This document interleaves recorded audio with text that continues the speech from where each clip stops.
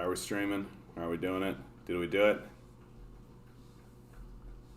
We did it. I'm going to tell you guys right now. I'm flipping tired. I'm flipping, flapping, floopity floop, fliggity flag, fleek flag tired. I did not sleep at all last night. Not really. And then I had to get up and do some stuff today, so I'm just like... Fortunately, it's Fuck Around Friday. Welcome to Fuck Around Friday. I hope you're doing well.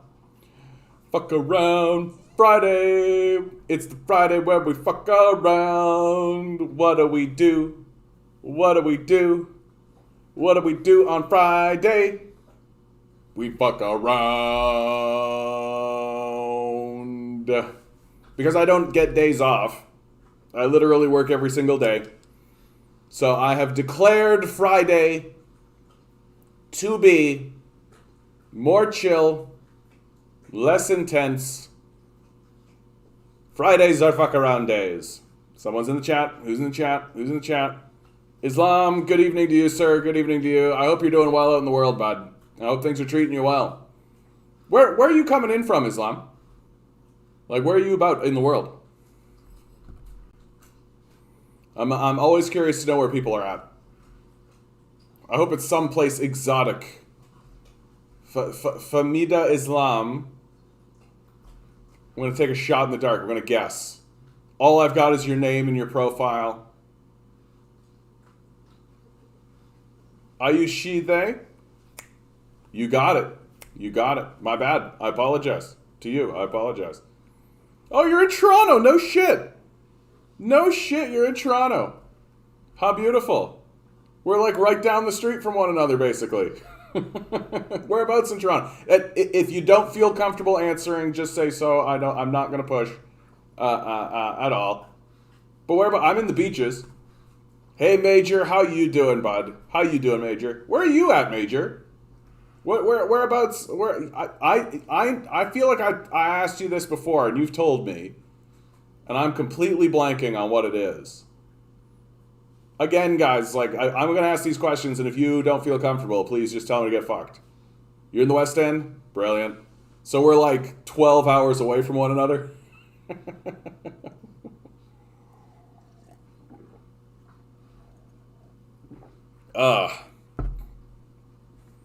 Newfoundland. Oh, fantastic. Hey, Ruth, how you doing? How you doing? Good to see you. Newfoundland. Brilliant. All I know about Newfoundland right now, it was Nova Scotia that just went conservative, right? Newfoundland's got to be liberal, right? Like they're going liberal pretty hard right now in Atlantic Canada. For whatever reason, I don't understand that at all. Hey, Bumbleguppy, how you doing, bud? How you doing, bud? Oh... I'm going to reiterate it. I said it earlier. I'm going to say it again, guys. I'm so tired. Oh, I'm so tired. It's okay. It's okay. We're still going to have a nice show, but this is definitely going to be like a more fuck around Friday kind of night. Just, I got my pug back, right? I send my pug over to my ex's every so often so that I can have some time away from him, but he's back and he's licking some peanut butter right now. He's a sweet little guy. He's a sweet little guy. Mr. Noam Chomsky, right? This, in my view, is the reason why people are coming out hard against Noam Chomsky, as he is going to say farewell to us soon. People are attempting to besmirch his legacy. And don't get me wrong, like, I think that Chomsky is not immune to criticism, as everybody is, but he's he is an important intellectual figure, and simply the fact that he is saying stuff like this. I don't know what word in the English language, I can't find one, that applies to people who are willing to sacrifice the literal existence of organized human life so they can put a few more dollars into highly overstuffed pockets. The word evil doesn't begin to approach it. Noam Chomsky. Yeah, I mean... He's absolutely right. Like, what word do we have? Do we have anything that's Like, I use words like demonic, but that's not quite accurate either, right? It is like this staring into the void, like narcissistic, psychopathic, like brutality. There's like, this is the reason why the artists have to be suppressed, because we might one day actually find the language to articulate the level of evil. Yeah, devoid of humanity. Like, just completely robbed of all. It's just emptiness, right? There's a soullessness to it. Just completely disinterested in anything other than the just consuming, just constant consumption. And like, the stupidity of it. This is something I'm really beginning to realize, man. Like, these billionaires are very stupid people. Like, they're very, very stupid people. Like, they're obviously selfish and completely just narcissistic in everything they do.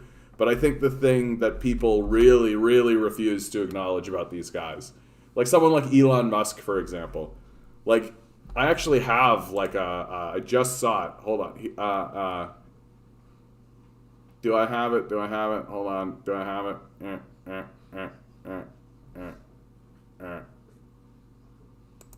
Is this it? Am I right? Am I doing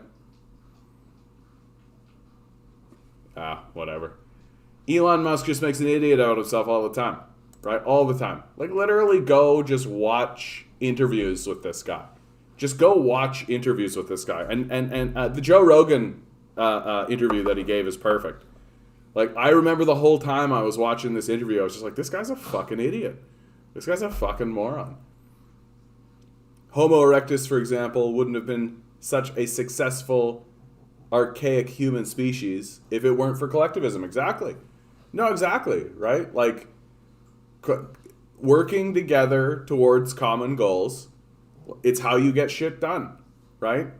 This sacrificing of all things at this altar of hero worship. Like, that's all it is. It's just we've venerated billionaires as if they are like idols, and we're supposed to be like, oh wow, Richard Branson, he's so smart. He's fucking not, right? It doesn't take a genius to figure out hire people to do your work for you, right? It doesn't take a genius to take literally money made through slavery. Like, this is the Elon Musk story. Take your daddy's money, right, which was earned through slavery, literal slavery in apartheid South Africa in emerald mines, by taking slaves and throwing them into grinding poverty and grueling labor into emerald mines. So take that money and then buy inventions. Doesn't take a fucking genius to figure this out. All right, Bumbleguppy's getting a bit twitchy. Bumbleguppy's getting a bit twitchy. There's always someone in the chat. So always someone in the chat who's just like, 3. Just get out of the gate. Like, here we go. I'm gonna go big. I'm going 10. I'm going all the way. All right, let's hear it. Who wants in? Who wants in? This is for all the marbles, guys. Here we go for today's number. This is a Friday pick. It's October 29, the stakes 2021. Could not be higher. Ruth, I see what you're doing. You're going on the other side of it. I value Each that. ball I has see a what number. you're doing. We got a nice spread here. We got a nice spread. 1 through 10. One on one end, one on the other, one dead in the middle. We got a 9, we got a 3. Swirl the numbers. And just watch, it's going to be like a 5. No, sorry, a 4. Swirl the numbers. Pick a got an number. 8 from Ezial. How you doing, Ezial? Good to see you, bud.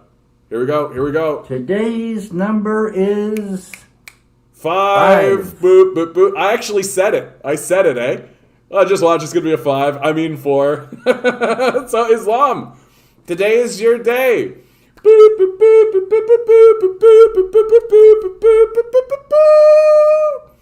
I need to find a way to get confetti, right? But not real confetti. I don't want to clean up confetti every single fucking day. But like, somehow I need to get like on the stream somehow. I don't know.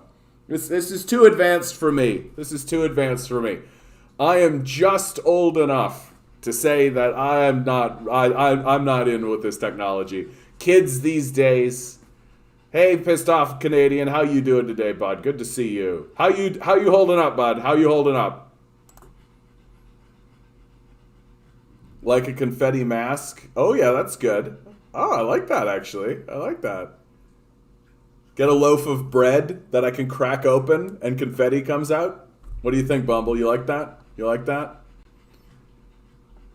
Yeah, like Elon Musk to Congress. Drop the billionaire tax. It will only mess with my plan to get humanity to Mars.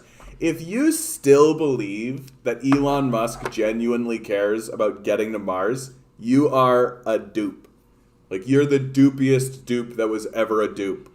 Like, it's so obvious that Elon Musk is the front for weaponizing space. Like, does anyone actually think anything other than that? Like, honestly.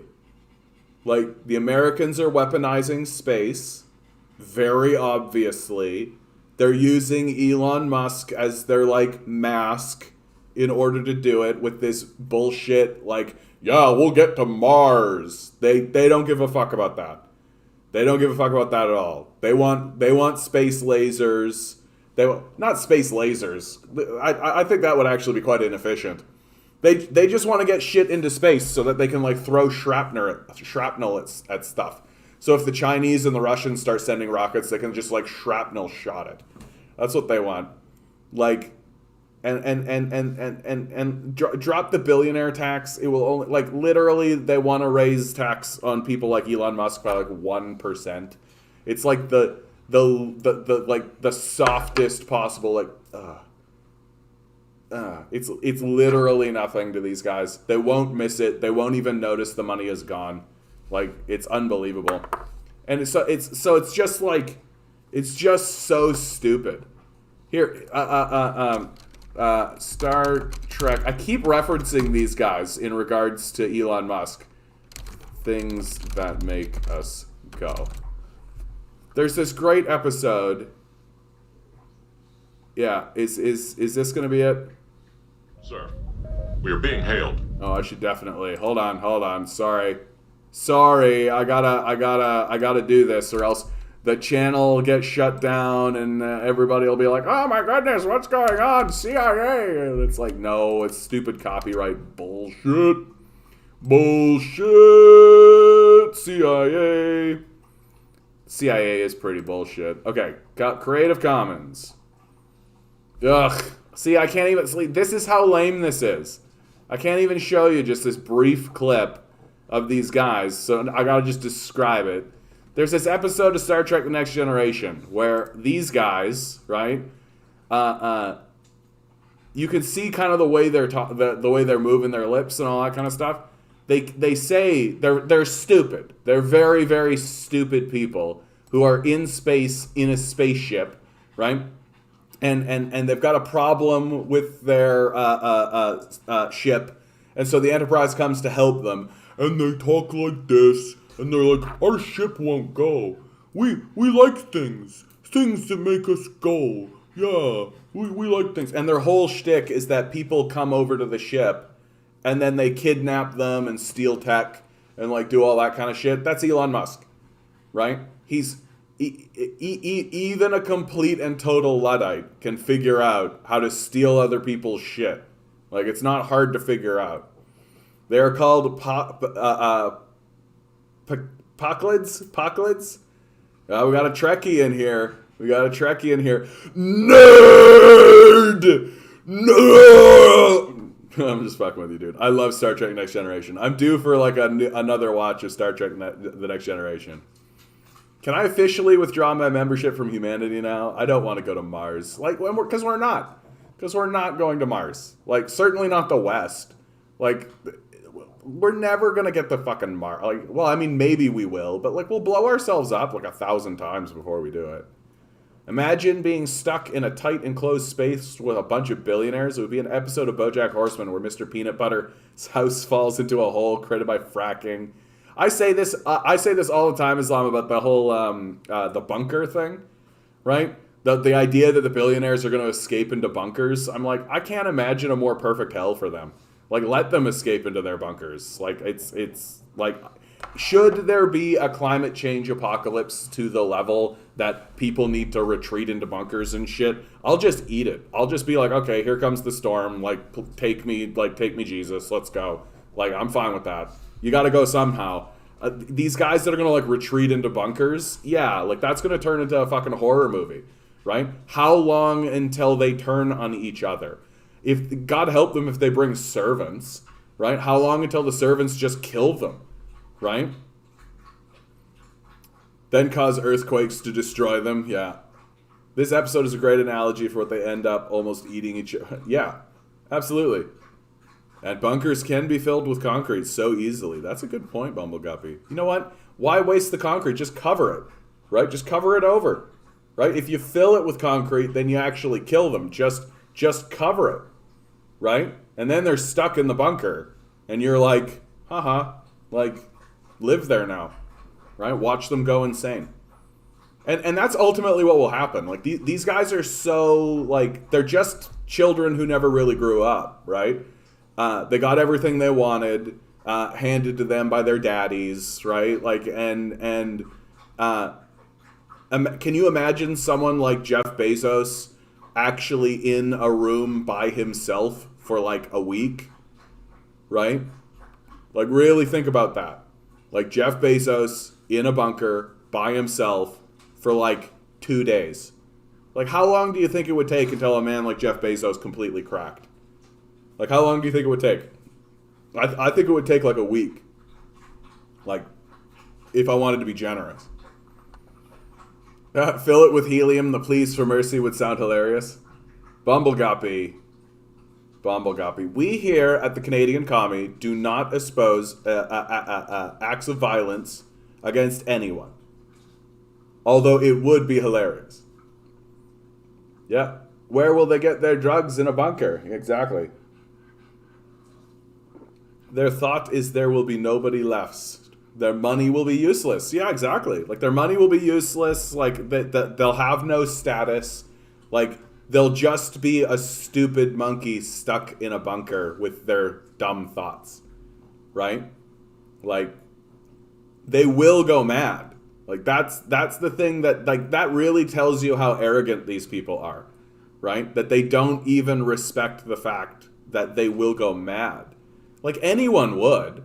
Like, I'm not trying to say, like, they're unique in this, but they are unique in their arrogance in believing that there would be any other outcome, right? They'll be in the bunker, and God help them if they take anybody with them, because they'll drive each other crazy, and then the time they spend by themselves will drive them even crazier. And these people are so detached from themselves, right? They don't exist as themselves. They exist as this, like, billionaire avatar narcissist. And when all that's stripped away, then they've got to deal with themselves for a minute, and they'll go mad. It'll just drive them insane. It would sound hilarious as a non-violent, a simple observation. That's true, Bumbleguppy. Fair enough. They'll eat all the food rations the first day because they don't know what it means to have to conserve resources. Yeah, I like that. I also love your comment. Like, it would be like an episode of BoJack, right? Like, it would just be like a BoJack Horseman episode where they stupidly, moronically do something ridiculous to completely destroy themselves. Like what would these people do without people doing their work for them? Like, they don't actually do any work. Like, what would they do if they don't have servants? And if they bring servants, then they're in trouble. Like, from Garland Nixon. Garland Nixon is laying it out. I love this man. Right? Every time I hear this guy speak, I'm just like, yeah, fuck yeah, Garland. You fucking... First of all, what a brilliant name. Garland Nixon? That's a name that commands respect, I tell you what. Like, if a guy introduced himself to me and he said, hey there, my name's Garland Nixon, I would be like, absolutely, I trust you, sir. As long as the handshake was good. Ah, man, I'm too. I should not be doing this stream tonight, dude. I'm gonna say some really stupid stuff tonight. I can tell. I'm just gonna say dumb shit. So let's be really clear. Tonight is not canon. None of this is canon. From the Onion report, gap wider than ever between ultra rich and reality. Yeah, exactly, dude. That's exactly the case. Like, it's gonna be so like, at this point, it is basically like fated in my view, right? That like, I can see the future, and I've pierced the veil. The Republicans are going to gain a lot of power in the midterms, right? Which is perfect for the Democrats because that frees Manchin and Sinema from being the obstructionists, and they can go back to being like, oh, those Republicans. Oh, we could do it, but the Republicans, right? Like they can pretend as though they're not allies with these guys, which is great. So then Joe Manchin can actually like change his tune on things and be like, oh, we got to fight against the Republicans, right? And then Trump wins 2024. Like, and for a very, very simple and clear reason, right? Trump's people will show up because they're passionate and they support him, and Biden's people won't because he didn't get anything done. Like, what did he do? He did fucking nothing. They had the House, the Senate, and the presidency for 2 years. Sound familiar? Sound Obama-esque? Sound Obama-esque? And they did fucking nothing. Like, fucking nothing. Literally nothing. Like, it's an embarrassment. It's an embarrassment. And the people who are walking around saying vote blue no matter who, vote blue no matter who are walking around saying like, oh, we'll push Biden to the left, right? Where the fuck are they? Right? Fucking idiots. They're just fucking idiots, man. Like, and I should be nicer. I should be nicer. These people are desperate. They're desperate. They're desperately grabbing onto straws. Like, they're desperately grabbing onto straws. But they just don't recognize that, like, the system is a failure. Like, we are looking at a systemic level failure. That it can't be reformed. You're not going to be able to vote your way out of it. Like, it's over. It's done. It's finished. Like, you're ruled by kings. I don't know what to tell you. You don't need to be nicer. They wouldn't be to you. Yeah.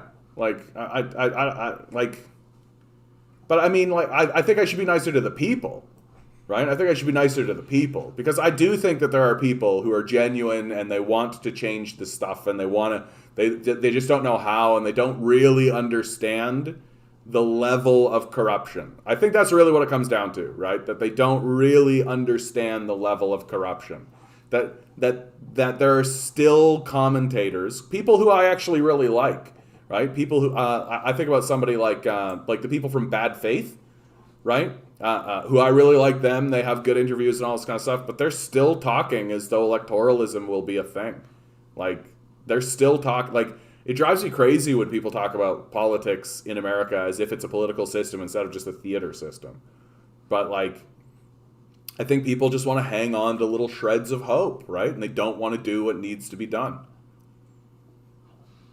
Yeah, the education system is a method of indoctrination. Dude, do not get me started on the education system. Like, I could talk all day about this. I could talk all day about this. If you make education inaccessible, then illiteracy rates increase, as with support for conservatism. Yeah, absolutely. But like, the education system only rewards one trait.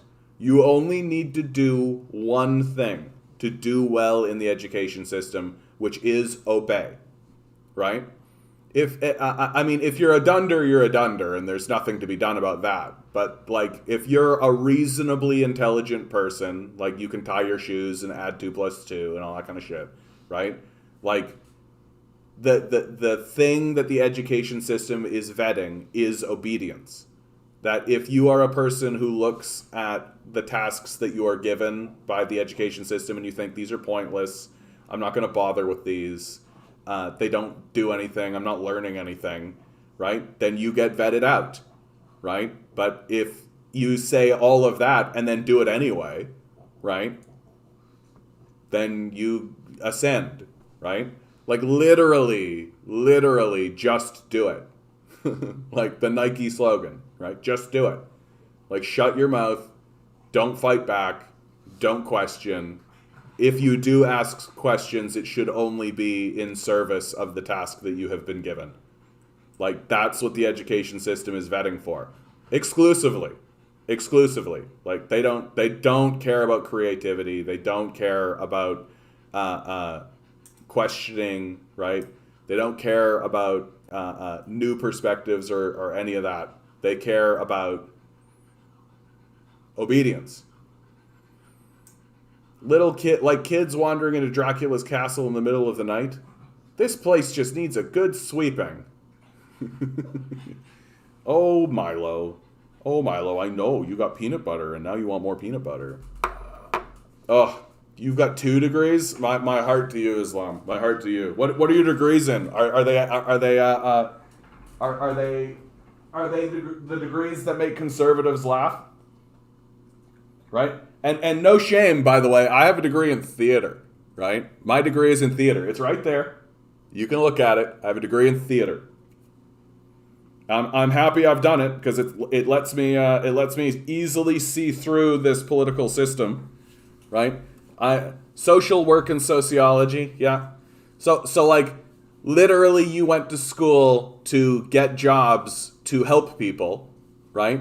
Like social work and sociology, I would like to figure out people and I would like to be able to work and help them, right? And some conservative is just like, you should have become a carpenter, right? Like this whole system is a sham. Someone like you, absolutely someone like you, should be venerated at the top level of the society. Going and getting like a job, a social work degree and a sociology degree, like we should be looking at people like you and being like, oh wow, like social work's okay. So what do you think needs to be done about how to resolve the issues? Like you work with people in poverty, like what should we do about that? But instead of that, it's like, oh, go get a real job. Oh, you lazy bum. Yeah, it's dumb as shit, eh? Like it's dumb as shit. Like I have a degree in propaganda analysis. That's what I start to call it. Like it's theater, but it really is propaganda analysis.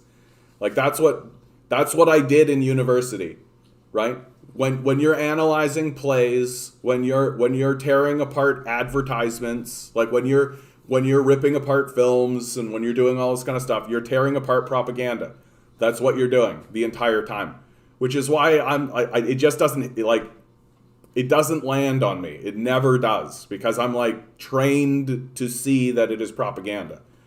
But because it's not fucking carpentry, because I'm not smashing my back or something, right? Like you loser, you should have gone and gotten you should have become an electrician. You should have drained your beauty and soul like me, become the monster under the bed. It's just the way things are done. Yeah, like for millions of years, humankind thought to themselves, life is suffering. This is actually a very difficult place to be in, but we should make things easier for the next generation. And that's the way we thought for millions of years. You can go read plays, you can go read poems, you can go read myths, you can go read all of that kind of stuff. You can read all of that kind of stuff, right? Hey, Mystic, how you doing? And all of it is about life is pain and suffering, but we can make things easier for the next generation, except this one. For whatever reason, we have a generation of people who said, I want life to be harder for these people. I want life to be more difficult for the next generation. Why? How did that happen? And don't tell me that's not what's happening. It's very obviously what's happening. Like, very obviously. Oh, look at you two being polite. You gonna hold hands? You gonna little kissy face? Sorry, it's Friday, dude. I'm so fucking tired. Well, I'm a social scientist with specialization in healthcare. I literally know how the world works, and people seem not to understand what sociology is about. Of course not. Like, that's the isn't that the biggest kicker, eh? You go and get a degree to become an expert in a field, and then when you use your expertise, people say that you're full of shit. That sounds like some liberal commie shit, right? Right? That's what you get back. You go to university for 4 years, you get a degree, you become a specialist in a field, and then you use it, and you're like a commie lib. Go fuck yourselves. Millennials are the tormented generation. For sure, Andrew. For sure. Good to see you, though, bud. Good to see you. Like, it's... I am a Gen Z. I think my life is harder than my parents' life when they were my age. Yeah, of course it is, dude. Gen Z is like if millennials are the tormented generation, Gen Z is the abandoned generation. Like, no doubt. No fucking doubt. Like, you guys have to work like 4 jobs, get 10 degrees, to even have a shot, to even get an interview, right? Like, it's over for you guys. Like, it's fucking over. All you've got left is surround the halls of power. Like, that's it. There's no opportunity. There's no options. If your parents are not already rich and funding your way through, it's done. It's done. It's already the case. Like, and I don't see why we should bullshit Gen Z about this. Like, I feel like Gen Z gets so much bullshit. I'm youngest millennial, but I feel more Gen Z. Yeah, it's all bullshit anyway, right? Like, it's all just like, you're a millennial and you're a me and Gen X. It's just a way to sort of divide, right? It's just a way to create delineations. Like, I've talked to boomers who have just been like, oh yeah, you're like a millennial, right? Like, you're just a fucking millennial. In the unlikely event that their disastrous foreign policy does not start an extinction-level war, the Wall Street-owned Dems will get destroyed by the knuckle-dragging apes in the GOP in the midterms. They are 2 sickening, brainwashed, apocalyptic, neoliberal cults. The only thing I disagree with Mr. Nixon here, in his well-spoken tweet, is that they are not 2 cults. They are 1 cult. 1 cult. Ooh, 2,000 on the nose, eh? That's like the pure. I'm almost 16. I was just like, what? 2 degrees? 16? What the fuck? What the fuck, Islam? Jeez Louise, you're just like showing us up. Showing us up. Canadian experts say the impact of animal agriculture as a major climate culprit isn't getting attention at United Nations Climate Change Conference. What? Like, all of this jawing about climate change is just shuffling papers. It's just shuffling papers around. That's all it is, right? Like, it's just a way for all of these like neoliberal cultists to look at their people and be like, see, we're doing stuff. See, we're doing stuff. Hand a paper to this guy, take a paper from this guy, hand a paper to that guy, take a paper from this guy. We need to do more about climate change, right? Like, it's just busy work. That's all it is. It's just busy work. And they don't care about actually putting in policies. They don't care about actually doing anything about it. Like, they genuinely don't care. And like, when they do put in stuff, it's all very small scale, piecemeal, just literally ways to be like, okay, don't pick up the pitchforks.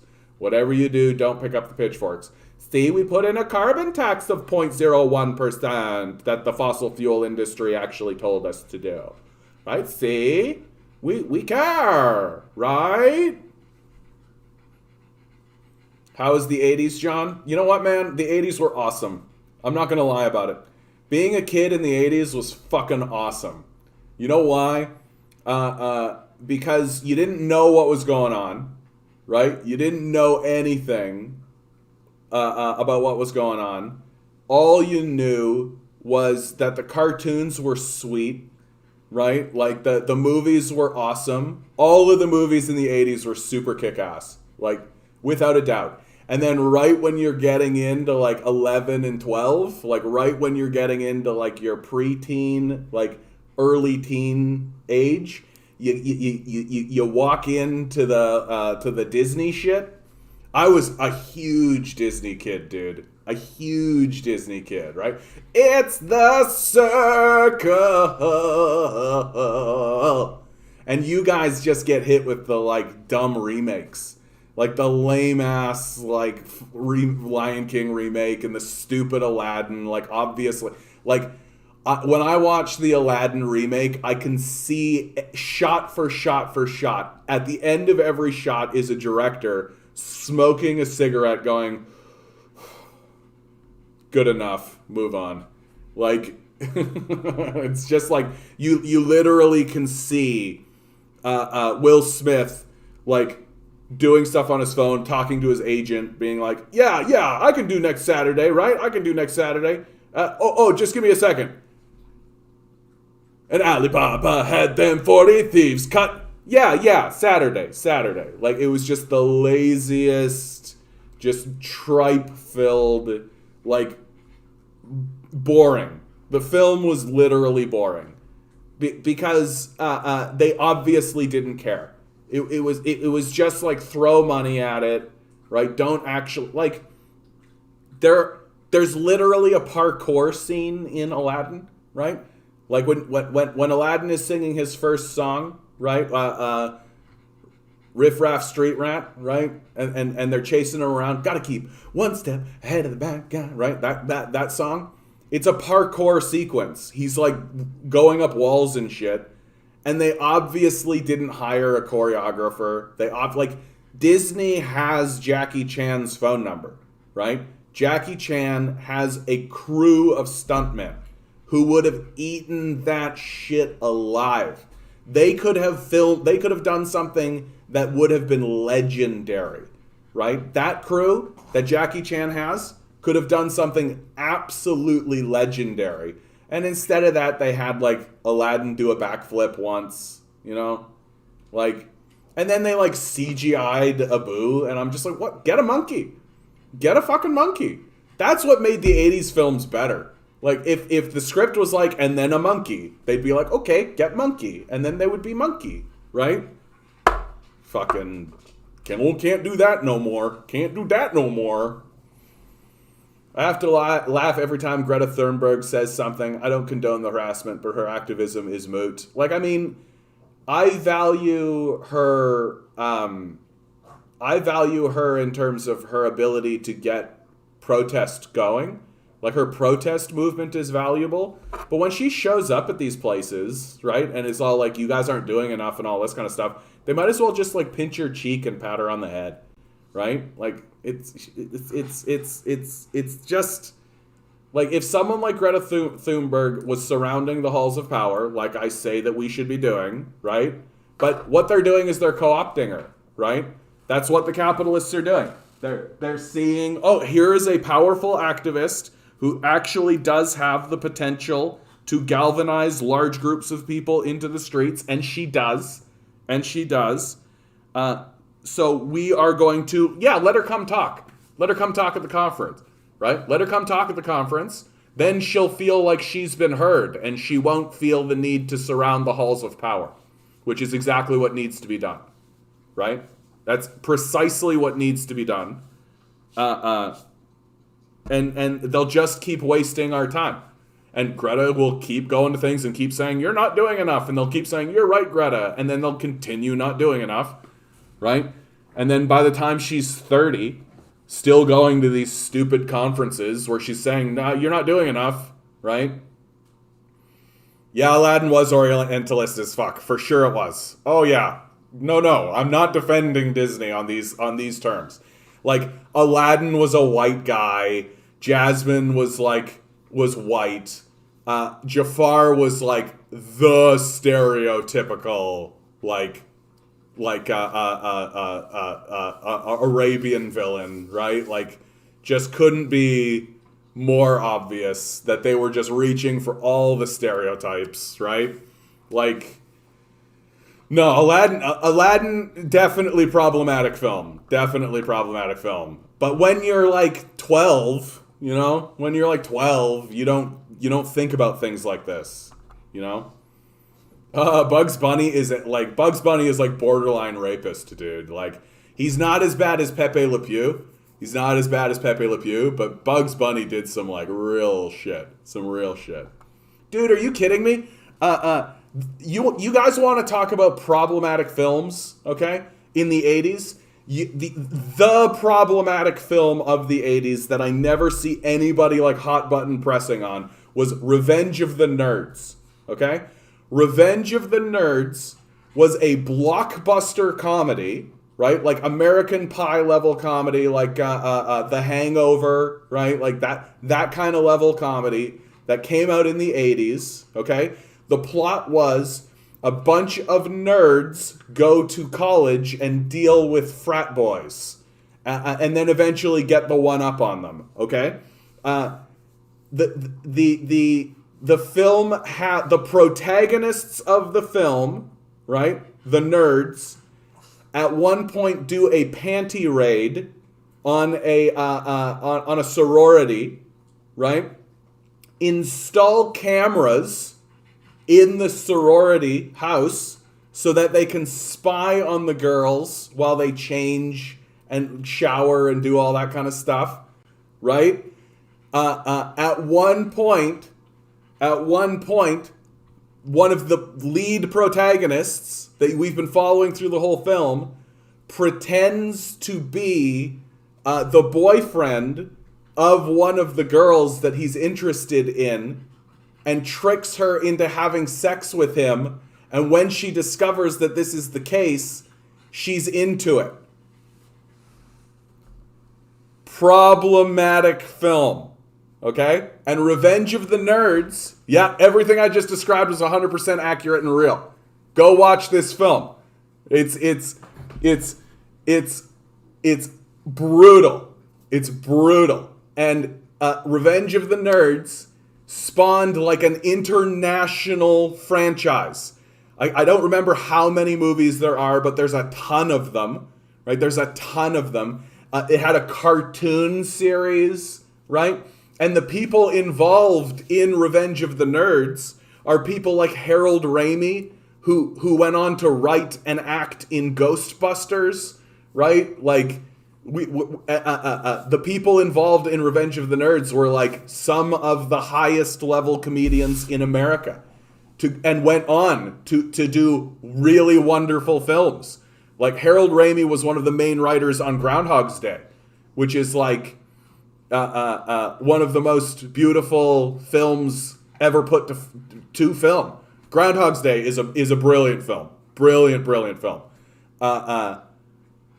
But like Revenge of the Nerds, it's like the culture is like trying to sweep this, just sweep it right under. This didn't happen. Nope. It's brutal, dude. Like, it's fucking brutal. And you know, and like when you're like a young man, like when you're a kid, basically, right? You're watching this film and you're just in it for the titties, really. Like, it's one of those kind of films.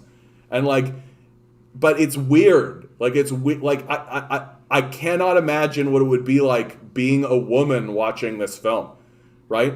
And it makes sense that you'd have to create a culture of boys will be boys to sort of sweep this away, because the only other alternative is to be like, what the fuck is this? What the fuck is this? John, were people nicer in the 80s or now?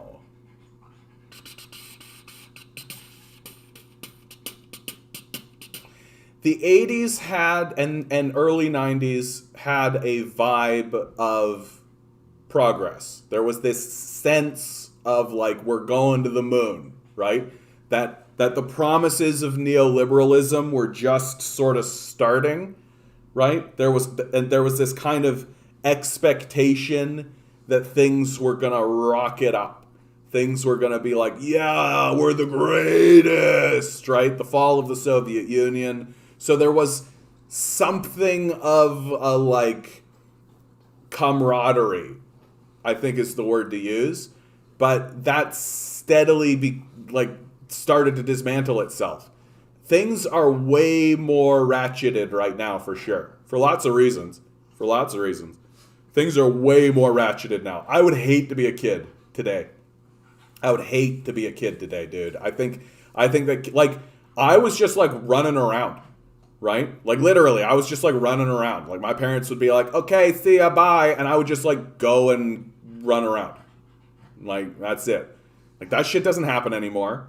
Like, kids aren't just allowed to go outside and run around and do whatever, completely unsupervised. Like, guys, I was like climbing on junk piles. Like, literally, there was like a junkyard that me and my friends would go, and we would climb all over the junk, right? Like, that's the shit that we were doing, and like that shit that just does not happen anymore. Yeah, in Canada in the 80s, the residential school system was still operating. Yeah, last one closed in the 90s. Well, and of course, because I'm just a kid, I have no fucking idea any of this is happening. I have no sense of awareness of this event at all, and nobody talks about it, right? Like, it's just like, you know, I'm just like a kid chewing bubble gum, right? Watching fucking Disney films, man. 19th century had the most recorded racist events. Imagine the 1700s and before, the worst racist events never recorded. Yeah, that's just it. Never recorded.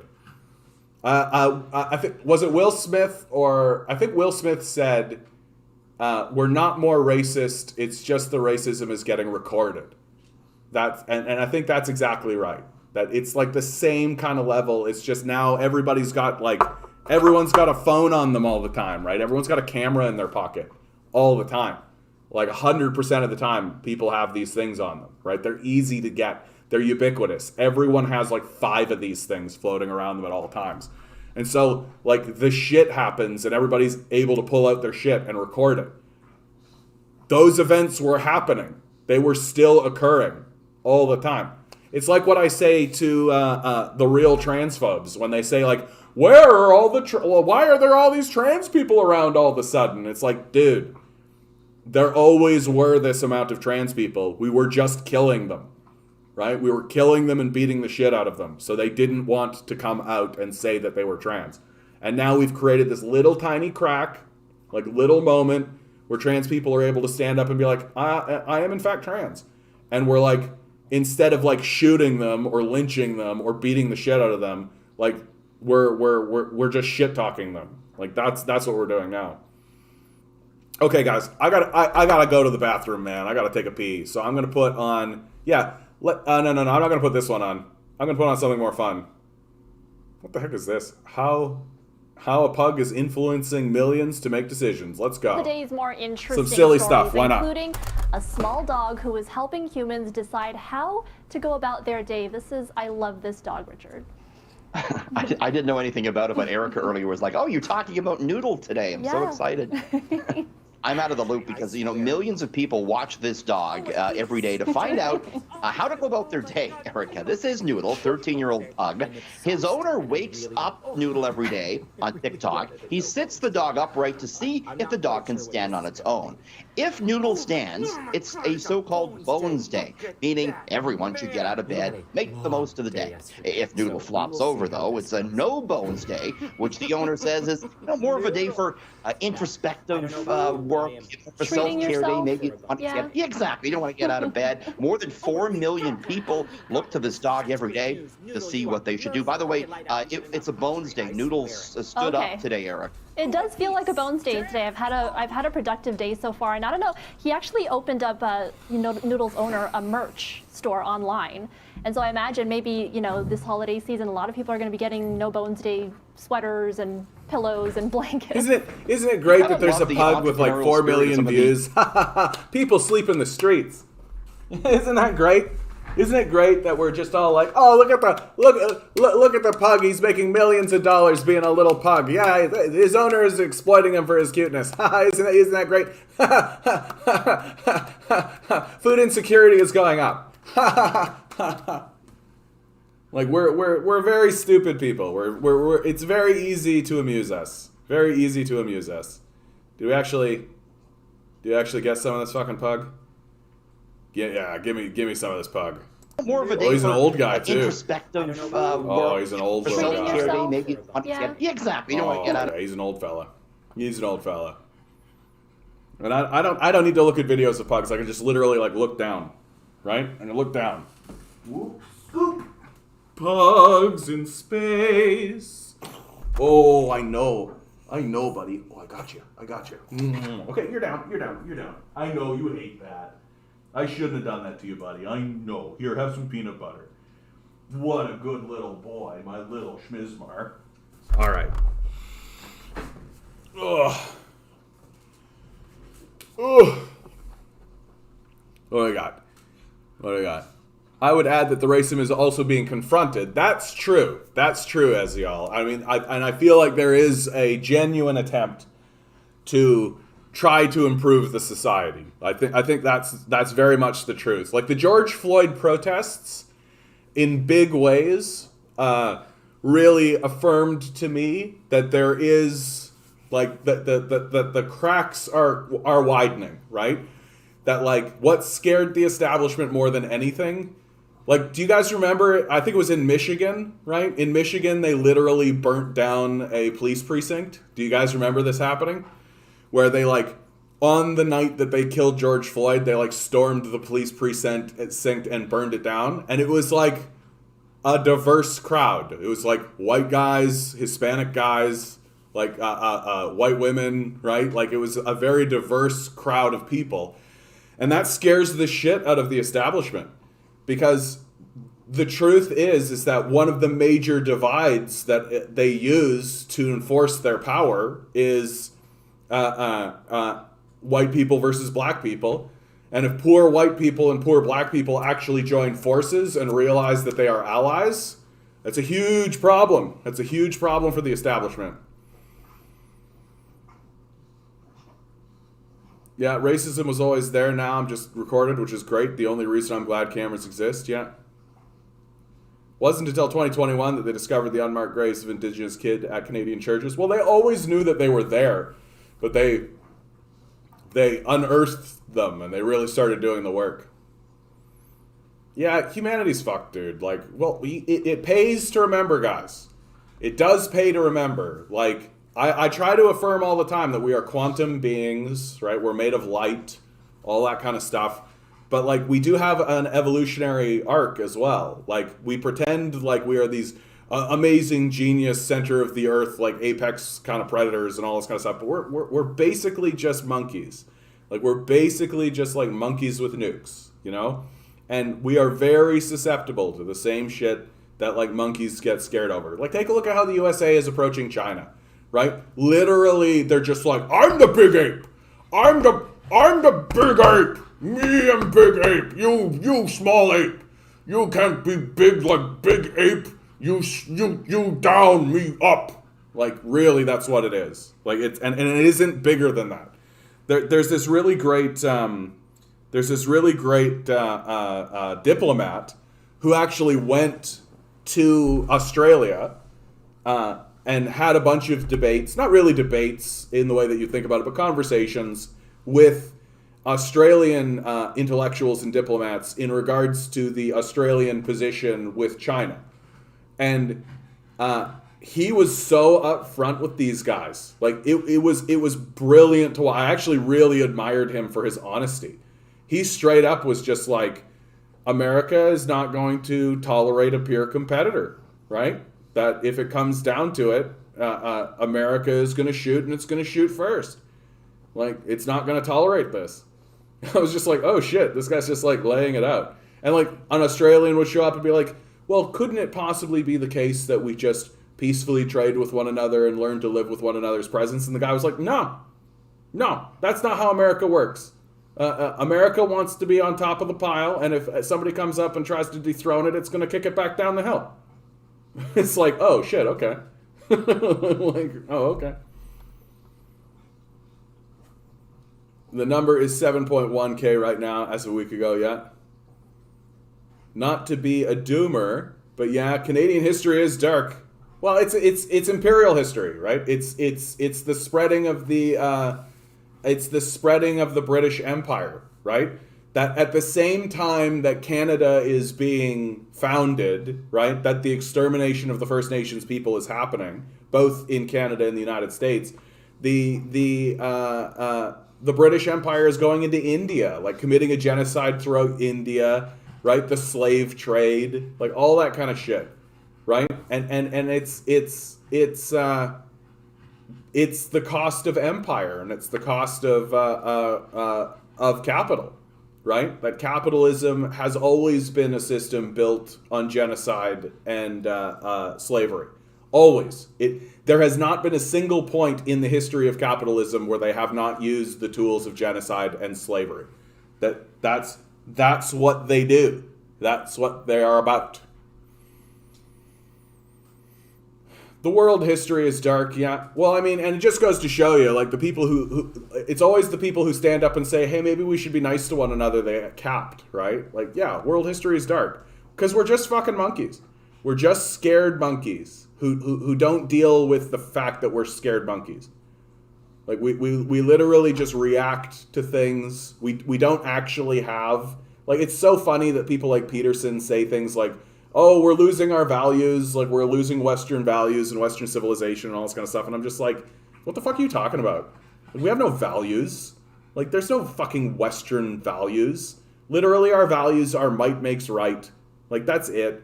Like, we don't give a shit about values. Like, what the fuck are you talking about? Like, I can't imagine a more embarrassing position to take than this. That we need to protect Western civilization. Like, no, like, what's this Western civilization you're talking about? Like, near as I can tell, it's literally just like slavery and genocide. Like, that's what it is. I can't imagine my peasant ancestors living in medieval England, how hard life must have been. We get less time off than medieval serfs did, right? Like, sure, maybe the labor itself, like, was more intensive, like, more physically demanding, sure. But, like, if you're a medieval serf, right, you live in a community, right? You live in a serf community, right? There are plenty of stories of kings and knights and serfs that actually lived very peaceably with one another, right? They would hold festivals where the king would actually become a peasant for a period of time, and one of the peasants would become the king. Right? And over the course of the festival, right? It was like called the Feast of Fools or something like this. And like, if you're living in a community where everyone's moving towards the same objective, and yes, certainly like, oh, medicine and technology and all those kinds of things, but I hate to break it to you guys, like, I've seen what age 80 and up looks like, right? I used to be in funeral services. I know exactly what 80 and up looks like. We're not doing ourselves much favors, honestly. Something's got to get you. Something's got to get you. I can see a very credible argument made for how our lives these days are much more difficult than medieval peasants. That, like, medieval peasants at least had community. They at least had each other. And when they had grievances, they would go to the king, and the king would redress them. Right? What do we got today? Like, we're overworked. We never see our family. We never see our friends. We have no community whatsoever. We're completely isolated. We're completely detached. All we have are screens blazing into our eyes, distorting our worldview and our brains, rotting us from the inside out. And then in the end, what's it for? So what? They wouldn't live past 35. That's overblown. This statistic, right? Because they're using an average, you got to remember that child mortality was actually quite high. So if you actually look at the people who make it out of childhood, they actually do live about as long as we live, right into their 60s. Well, not as long as we live, because we do all kinds of ridiculous stuff, but like, they live into their 60s. But if you include the child mortality rate, which is quite high, right? Which is true across the board in nature, it pulls it down. The conditions at the food bank I worked in at 2017 were horrendous then. I can't imagine them now. Well, and they're saying outright, like the food banks are saying outright that things are going to go up, right? That more people are going to use the food banks. Like they know what's coming. Like the food banks are very aware of the abandonment that's been happening in the society. They're very aware of it. They still believed in the humorous thing. They had no concept of virology. Yeah, that's true. Like that's just technology and shit, right? Like basic concepts of like wash your hands, right? Can you imagine going through like the medieval plague and not being like, "Len, wash your hands, kids"? If you had a fever, it was a coin toss whether you made it or not. Something's got to get you, Islam. Don't. I think we venerate life too much. Life's not that great. Like it's not that great, right? Like everyone is equal in terms of their validity. Like everyone's experience is equally valid, but everybody dies. Like something's got to get you. Something's got to get you, right? Like and I don't know. Like there are definitely days where I'm walking around being like, oh God, at least I'll be dead soon. Oh, at least I'll be dead soon. It's fine. This is fine. I'll be dead soon. It's totally fine. You know? I imagine it'll be quite peaceful, honestly. Just return to the energy that created me in the first place. The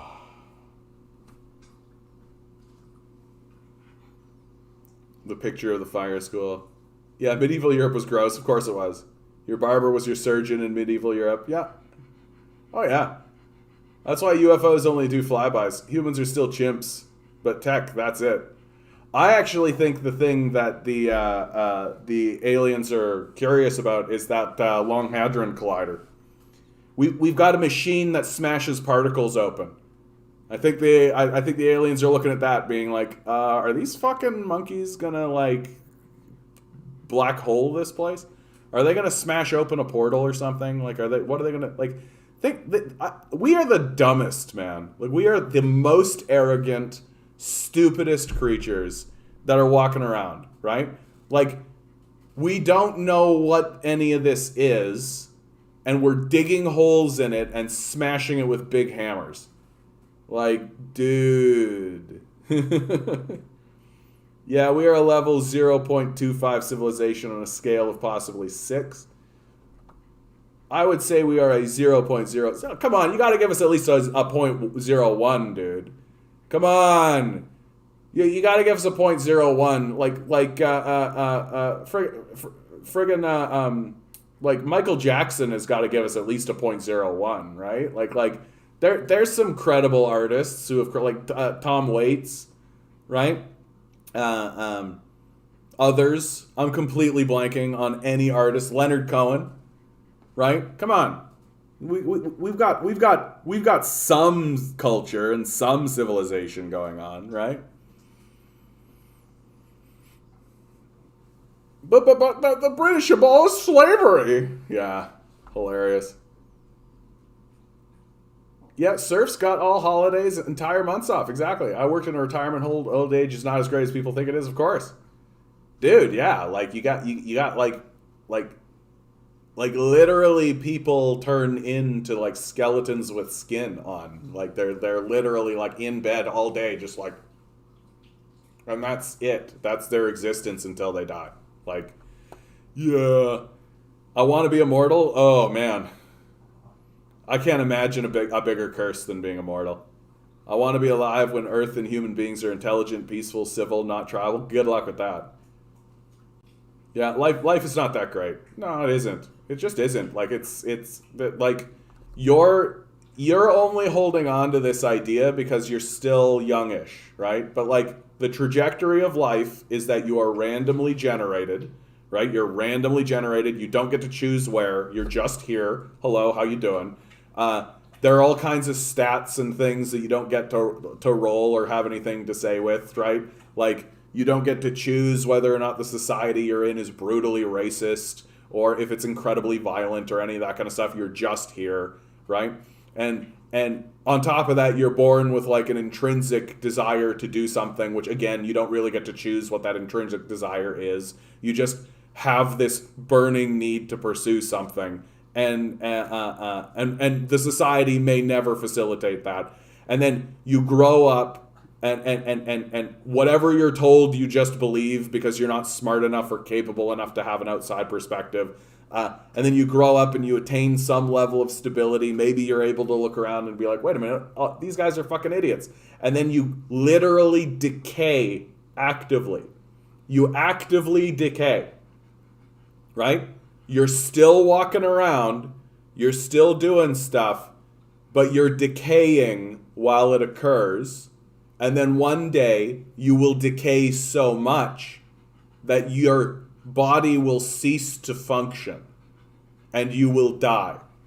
And that's all completely built in. That's all completely built into the system that you live in. Yeah, life's not that great. It's not that great. The best thing that we can do is try to make the next generation's lives easier, which is why it's very confusing that the generation behind ours, the boomers, did everything they could to make sure that that wasn't the case. Yeah, we live in a fallen world, yeah. I mean, I don't really like the fallen world narrative. That's a very, like, Christian idea, I think, that, like, at some point we weren't fallen and then we were ascendant or something and then we fell or any of this kind of stuff. I take a much more nuanced view, which is that all things that are possible to be created and to exist do, right? That if something can exist, it does. I firmly believe this. Like the multiverse theory bears out, the quantum theory bears out, right? And if it is possible for something to be extremely good and to have like a universe that is wonderful and blissful and all that kind of stuff, if that's possible, it exists. Just on the same end of that spectrum. If it's possible for a society to be like a burnt out hellscape, that exists. And it just exists because it's capable to exist. It's possible to exist. It's part of the system. I think I'll live until 2090. Good luck, bud. Good luck. Yeah, the Hadron Collider is cool, but like, I don't know, dude. Like, it's like we don't know what anything is. Like, we don't know what this stuff is. Like if somebody handed you a bullet and told you to grab a hammer and smash the bullet, right? And then you hit the bullet and it blew up in your face, right? Like, the result of the neoliberal project that people are individuals, not a society, resulted in the devaluation of life to the point that we don't even value our own. Look at you, Bumbleguppy. Look at you, Bumbleguppy. Write that one down, dude. That's very true, dude. Like, that's very true. Like, the one of the things that the capitalist death cult works really hard to achieve is draining out your self-esteem, right? That while they simultaneously say that everything is up to you, that it's your fault, they create an atmosphere where they convince people that they are worthless and that they can't succeed unless they buy stuff, right? Oh, you've got a problem, which is created by the capitalist death cult. Let me sell you the solution. That people who had high self-esteem and actually were quite content with who they were or who they are the most dangerous people to capitalists. Like, if capitalists tried to operate in a society that was content, it would immediately fail. They couldn't succeed. You can't sell stuff to people who are content with what they have. They found charm mesons recently with it. I don't know what that is. Sounds cool though. Humanity is so backwards and barbaric compared to other civilizations. Like, when you say other civilizations, what are you referring to? Like, I gotta tell you, dude, I think octopus are the bee's knees, man. I think that they're the coolest. Like, they're super smart. They are as smart as we are. Like, for sure they are. They just, like, we don't communicate with them. I'm on a ventilator. I could die of low batteries. I'm pretty much a robot. Dude. Do you have like robot arms and shit? Is that something you've got? Check your batteries, by the way, bud. Just make sure you check those batteries. Ew.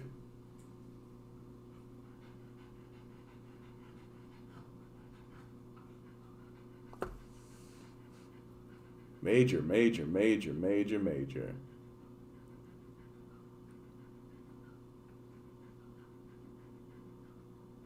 I hope you're well, dude. I hope you're well. Even microorganisms on Mars are more civil than us.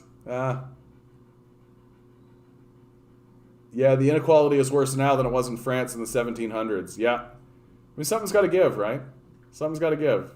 And it's going to give, man. When it gives, it's going to give. Like, when are we no longer considered youngish? I don't know, dude. What is that even? You know what? That's not true. I actually do know. Like, I ascribe, because of my theatrical background, I spent some time studying Japanese theater. And the Japanese theater actually has a philosophy called the way of the flower, right? And it breaks human life into the same existence as a flower, right? That a seed is planted and it grows, right? That's a baby coming into the world and growing up, and then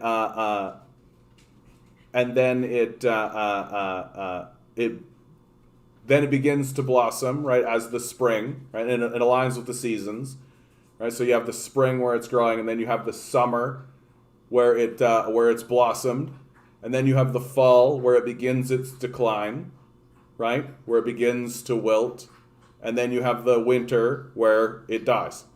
And those 4 stages of the flower are in line with the seasons and are also in line with the human experience, and that all 4 stages are equally valid and equally beautiful.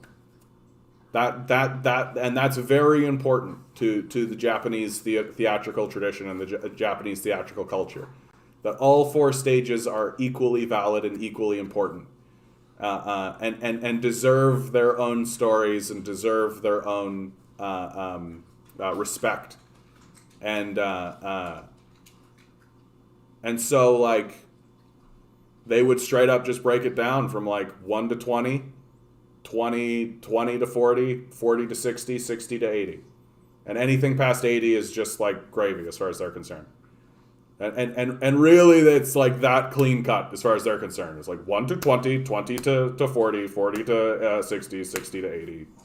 And those are the, like, the Japanese theatrical tradition is actually really brilliant. That, like, it used to be the case. Of course, this tradition has faded out somewhat. It still exists in Japan, but it used to be the case that there was only one family that was permitted to do theater in Japan, and every year they would put on a festival. They would put on a festival, a showcase of their family and of their art and what they're doing, and they would put on the same play every year, right? And the play was designed so it starts like literally cart out babies who deliver their lines, right? And then you go up the age, and you're just continuously going up the age, right? Over and over again. And you do this year by year by year. And so as the audience comes and sees these plays, the audience is aging, as are the actors. And so you're literally seeing the same play over and over again, but you're watching the actors change roles as they get older, until finally, as you grow into old age, you watch this actor that you have been growing up with do this role. And the old age role is as baller as it can be. They had a suit of samurai armor built into a cliffside, right? They would strap the old person in with like a sword raised up, and there would be like lightning bolts and like all this kind of shit. And they would deliver this incredible speech about about how this life was beautiful and wonderful, and they are going to face their death with dignity and honor and courage, right? And it's absolutely beautiful. The idea that a person would spend their entire life sharing this journey of growth with other actors and with other people, and seeing the journey as they age, and over again hearing the same things over and over again, and how different it would be from like when you are a kid hearing all of that to when you are an old man hearing all of that, and how your perception shifts and how it changes and how you grow as a person. It was an absolutely brilliant and beautiful theatrical tradition that I wish we had something like that still, and we don't. Like, we don't. We and kabuki theater is absolutely brilliant. Like, just fucking gorgeous shit.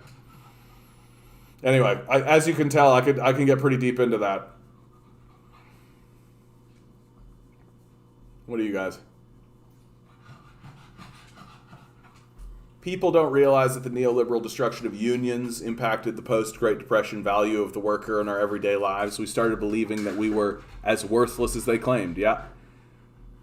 Life is not that great, isn't what I remember, but it's how it feels now. Sorry, not a truism. It's a result of the neoliberal project. Oh, yeah. I see what you're saying. Like, there is... Like, we're not honoring the sacred nature of our lives. Right? Like, that's really what it is. And we know, because we're trapped in this capitalist death cult, we know that we can't actually reclaim the sacredness of life. And so instead of fighting and attempting to reclaim the sacredness of life, we just fall into a form of nihilism, which is to say that life is not that great. And it's something I worry about the millennials, for sure. That the millennials are going to fall into pretty heavy nihilism. They already have, right? The suicide jokes, the longing for death kind of statements that millennials say, with this like thin veneer of jest. Multiverse theory in an infinite amount of space with infinite galaxies. Anything is possible, really. Absolutely. Well, and like, I have always come, I've come to see it, that like, if there is a quantum energy in which all things are possible to exist, then they do. From the intensely mundane to the intensely strange and unusual. That the only reason why we think this reality is normal is because we're here. If you really felt life was worth living, you would challenge power. I mean, I guess, what am I doing here, I suppose? Not today, obviously. We live in a multiverse and an amazing cosmic galaxy, yet we are ruled by illiterate sociopaths. Exactly. Yeah, it's like a comic book, right? It's like a comic book. I'm just sitting here fuming over the 80s nostalgia. It was the end of our value for working people and resulted in this isolated neoliberal hellhole. It sucked. Well, and you can see how so much of the media and everything was just geared to amuse children, right? Like, that's really what it was. That it was children were the ones who had time.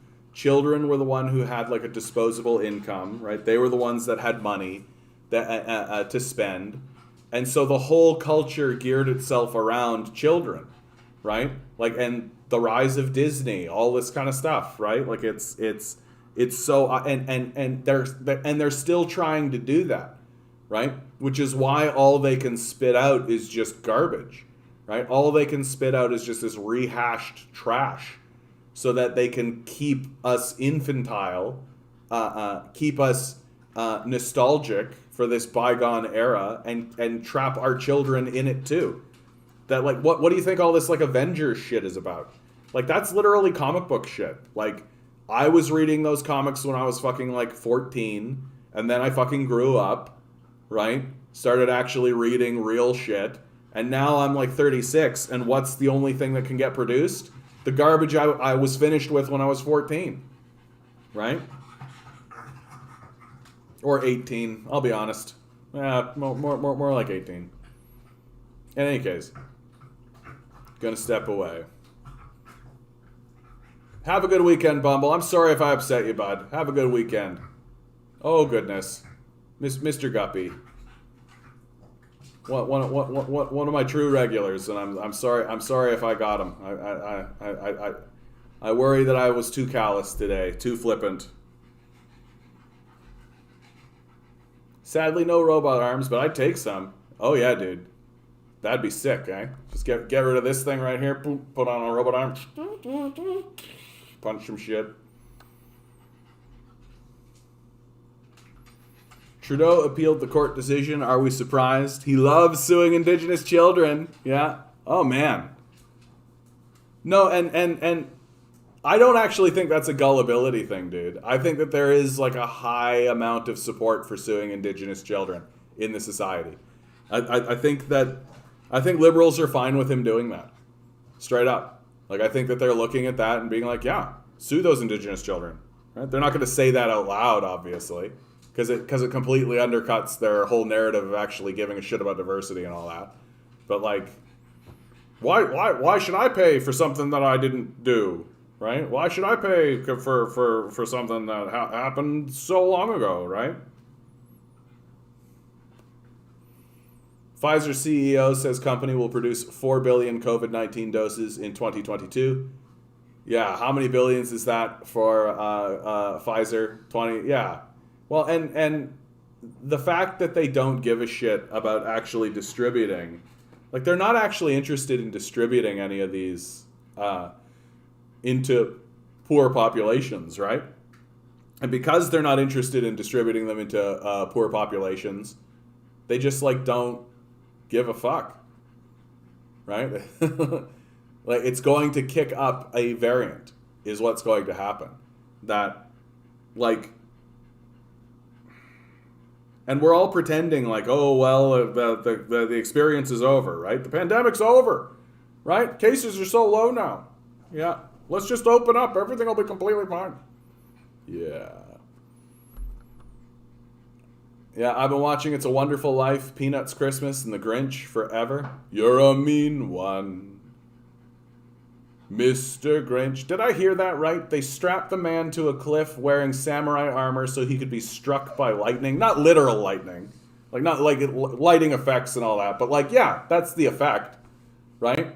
That, like, the attachment of old age and the decay into death as a natural event, right? And that it isn't a disgrace. It isn't something to be fought against. In fact, it's something to be celebrated and something to be honored in a very serious way. No, dude, like, Japanese theater was super baller. It was super fucking baller. When are you going to do the shave the beard ritual? I don't know, DM. I think it might stay, in fact. I think it might stay. I think it's very on brand, don't you think? I might trim the mustache a little bit. The mustache is getting a little, like, in my face a little bit too much. But I think the beard might stay. They'd prefer having variants so they can keep getting money from vaccines, of course. Pandemic is not over. WHO declared it an endemic like the flu. So that means less funding for universal health care, more people, big pharma to pay off politicians. Yay, exactly. And then when it like, what are they going to do when it actually like kicks up and becomes like very serious, right? Okay, Milo. Okay, buddy. Okay. Calm down, okay? I know you're very happy to see me and I'm very happy to see you and I'm talking and you assume I'm talking to you because you're such a cute little guy, but you can just go get it. Go get it. Cute little guy. He's just losing his little mind. He hasn't seen me in a while, and I'm just sitting here talking, and he's like, he's got to be talking to me. Who else could he be talking to?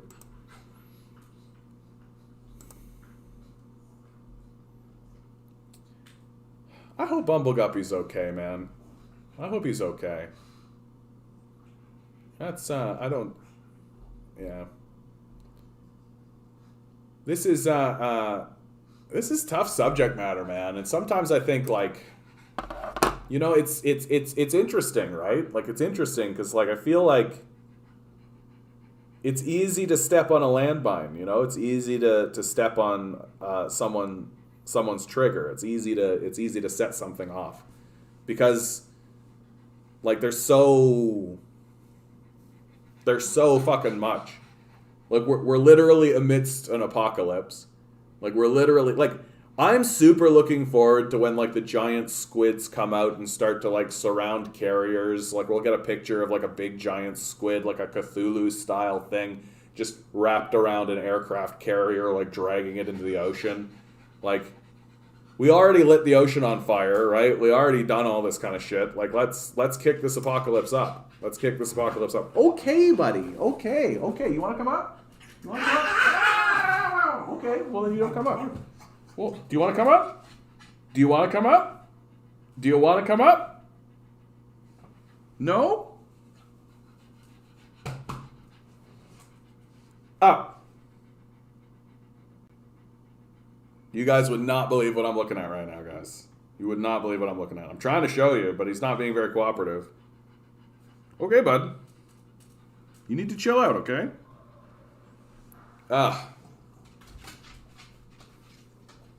Well, then come up.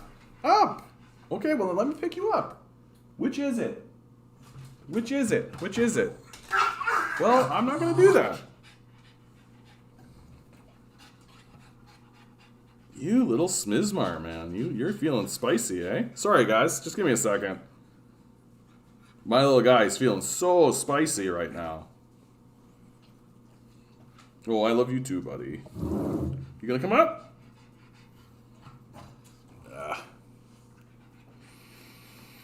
When it kicks up, just blame PPC, anti-vax, not Big Pharma and vaccine hoarding. Yeah. That's a really, really good point, Vince. Like, it does seem like there's a big scapegoating that's going on with, like, the PPC and the anti-vax people, but, like, absolutely, it's like, washed away Big Pharma, and it's washed away vaccine, like, the people who are actually responsible for vaccinations, right? PEI legislature votes yes to a motion for a citizens' assembly on proportional representation. Fantastic. Fantastic. Hopefully that comes into place before PEI gets washed into the ocean.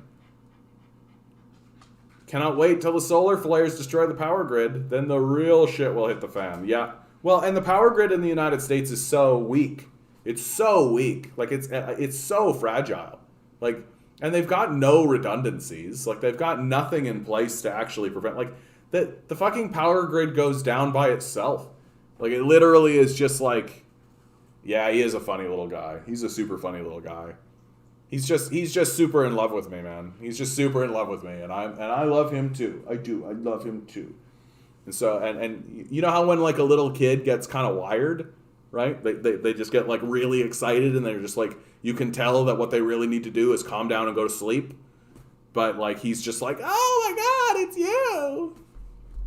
It's hilarious. New Brunswick schools closed as staff trade workers walk off the job. Another strike action, right? Another strike action. It's the Canadian Union of Public Employees, which represents about 22,000 workers who are in a legal strike position, said a strike was imminent after talks broke down with the province this week over wage increases. Like, because of the nature of inflation, because of how the inflation is working, inflation is about 5% right now, or 4%, right, if you want to actually believe these guys. But, like, they're admitting that inflation is about 4%. So that means that if you did not get a 4% raise, you lost money this year, right? That your money buys less than if you got a raise higher than 4%. And a lot of these people who are going on strike, are striking over like 2% raises, right? So literally, we're going on strike for a raise that does not cover the inflation. Like, that's where we're at in these conversations. And I just keep telling people, man, stop asking for scraps. Like, stop begging for scraps, right? That's not how you win a negotiation. Right? That's not how you win a negotiation. You go in asking for the moon, right? Like literally, we are going to take this building over.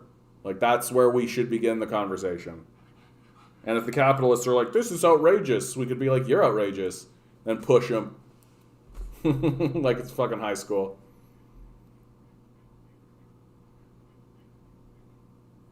Yeah, back to work legislation on the table, of course. Which I consider back to work legislation to be a betrayal. Like, I don't know what else you should call it. Right? Anyway. Yeah. They don't care about the teachers. They care about November 1st, January 15th. And I'm seeing a lot of people starting to put together that the real way that you exert your power is to do walkouts during that period of time. Like, can you imagine if Walmart employees did a walkout on Black Friday? Like, can you imagine what that would be? Can you imagine what that would look like? Like, that's true power. Like, that's when workers start to really exert their power. When they start to look at, like, Christmas and say, like, hey, we could just cancel Christmas. I say it all the time on this channel. If corporate capitalism misses Christmas one time, it's the end of corporate capitalism. Like, genuinely. And if workers start to organize protests, sit-ins, walkouts during this period of time, yeah, that'll perk some ears. That'll perk some ears. Like, absolutely it will. Like, we should actually kick off. We should actually kick off the actual war on Christmas. Yeah, how is back to work legislation not considered forced labor? I mean, we don't consider wage slavery in this society wage slavery, right? So it's all semantic language games, right? We're not allowed to actually say what things are in this society. That, like, if we withhold food and shelter from people and then force them into shitty jobs, that's not considered wage slavery. So, like, yeah, of course, back to work legislation isn't considered forced labor. Because, and then the capitalists turn around and argue that, capitalism is a voluntary system, right? Like, which is just, like, the most embarrassing argument ever. You literally just admit that you're illiterate and stupid and incapable of correctly analyzing your system by saying that kind of dumb garbage.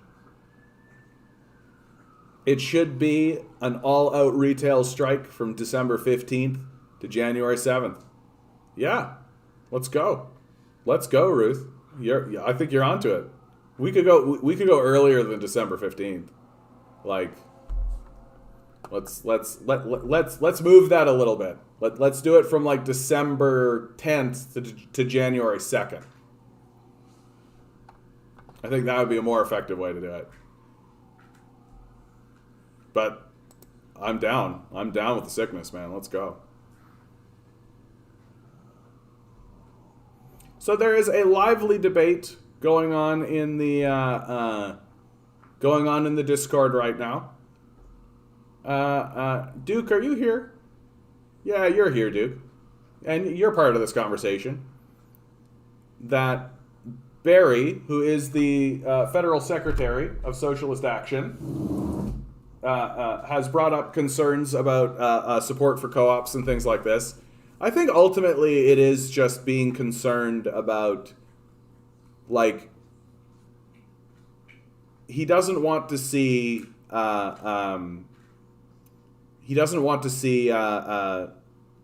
any socialist movement get kind of railroaded into a narrow support. That the focus of any movement needs to be the elimination of the capitalist system, like the full-scale transfer of the means of production into the hands of the working class. Like, that's the goal. And anything less than that is concerning, right? You can, like, so let's say we start to organize around co-ops, and let's say we succeed around co-ops. Well, and then people will just stop, right? We stopped buying gifts for everyone. Yeah, just the babies get them. Well, then everything will be about babies, won't it? I hope you guys are doing well out there, man. I hope you guys are doing well out there. Sorry, I'm having, like, I'm super exhausted. I'm hyper distracted by my pug. I'm just, like, saying all kinds of dumb shit. I'm having such a hard time focusing. Oh yeah, I want to talk about this though. I super want to talk about this. The new Trudeau. So this is an interview with Chrystia Freeland. I'm gonna stop this because like, fuck this Nazi collaborator. Like, if you guys don't know about Chrystia Freeland, right? She is the one who is responsible for arming and training Nazi groups in Ukraine. Her grandfather was a Nazi collaborator, which she has said things like, I'm proud of my grandfather, or outright denying that he was a Nazi collaborator, right? Like, so the deputy prime minister is a Nazi collaborator. Like, and there's no other thing to call her, right? She has sold weapons and trained Nazi groups in Ukraine. Like, that's just a fundamental truth. And so we're going to listen to what she has to say about moving forward in the pandemic, from the pandemic. Mandate reveal. Let's bring in the most powerful minister, the deputy prime minister, the finance minister. She was not surprised. She's the only one who knew her job coming into today. Chrystia Freeland, I haven't had you on the program since the election, so congratulations, Minister, on your election. There's a lot here, but I just want to start with your portfolio as a finance minister, because inflation, 4.4%, the largest jump in 18 years, the impact of the cost of living, and I know you're hearing it, groceries are up, gas is up. What is your plan to deal with that in the short term? Well, Vin, first of all, nice to see you and thank you for the congratulations. I think when it comes to inflation, the really important starting point is for us to all appreciate, as I know you do, that this is not a uniquely Canadian phenomenon. So just like immediately like sloughing it off, like, oh, everybody, like literally global capitalism is the problem, right? That the neoliberal death cult is a global phenomenon, and so everyone is having the same problem. Isn't that interesting how all of the countries who are using neoliberal capitalism are having the same problems? I wonder what's going on. I was recently at the IMF World Bank meetings in Washington. There were G7 meetings, G20 meetings, and what I heard from all of our counterparts around the world is that this is something that the economies of the world, particularly the industrialized economies, are experiencing. It comes down to the fact that it turns out that it is a lot easier to shut down the world economy than to open it back up. It's a lot easier to dismantle neoliberal capitalism than it is to maintain a failed religious ideology that isn't an economic system. That's how that should be interpreted, right? And like, of course it's easy to destroy a fraudulent system. It's so easy to destroy a fraudulent system that doesn't work, right? All you have to do is begin erecting programs that do work, right? Literally, that's all you have to do.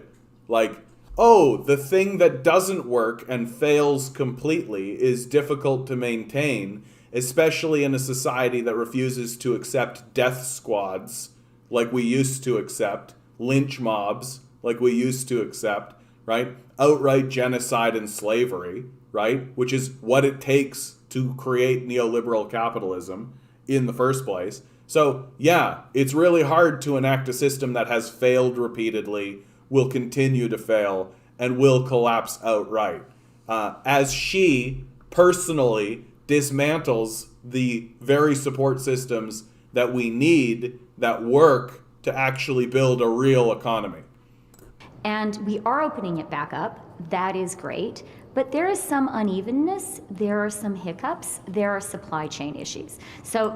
There's some unevenness, there's some hiccups, there's some supply chain issues, which is exactly why now is the time to cut supports, right? Now is exactly the right time to cut supports with all of these hiccups and supply chain issues, right?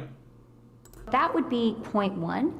And then point two is we are very, very focused on affordability for Canadian families. What makes your life affordable? Housing, childcare, and a job.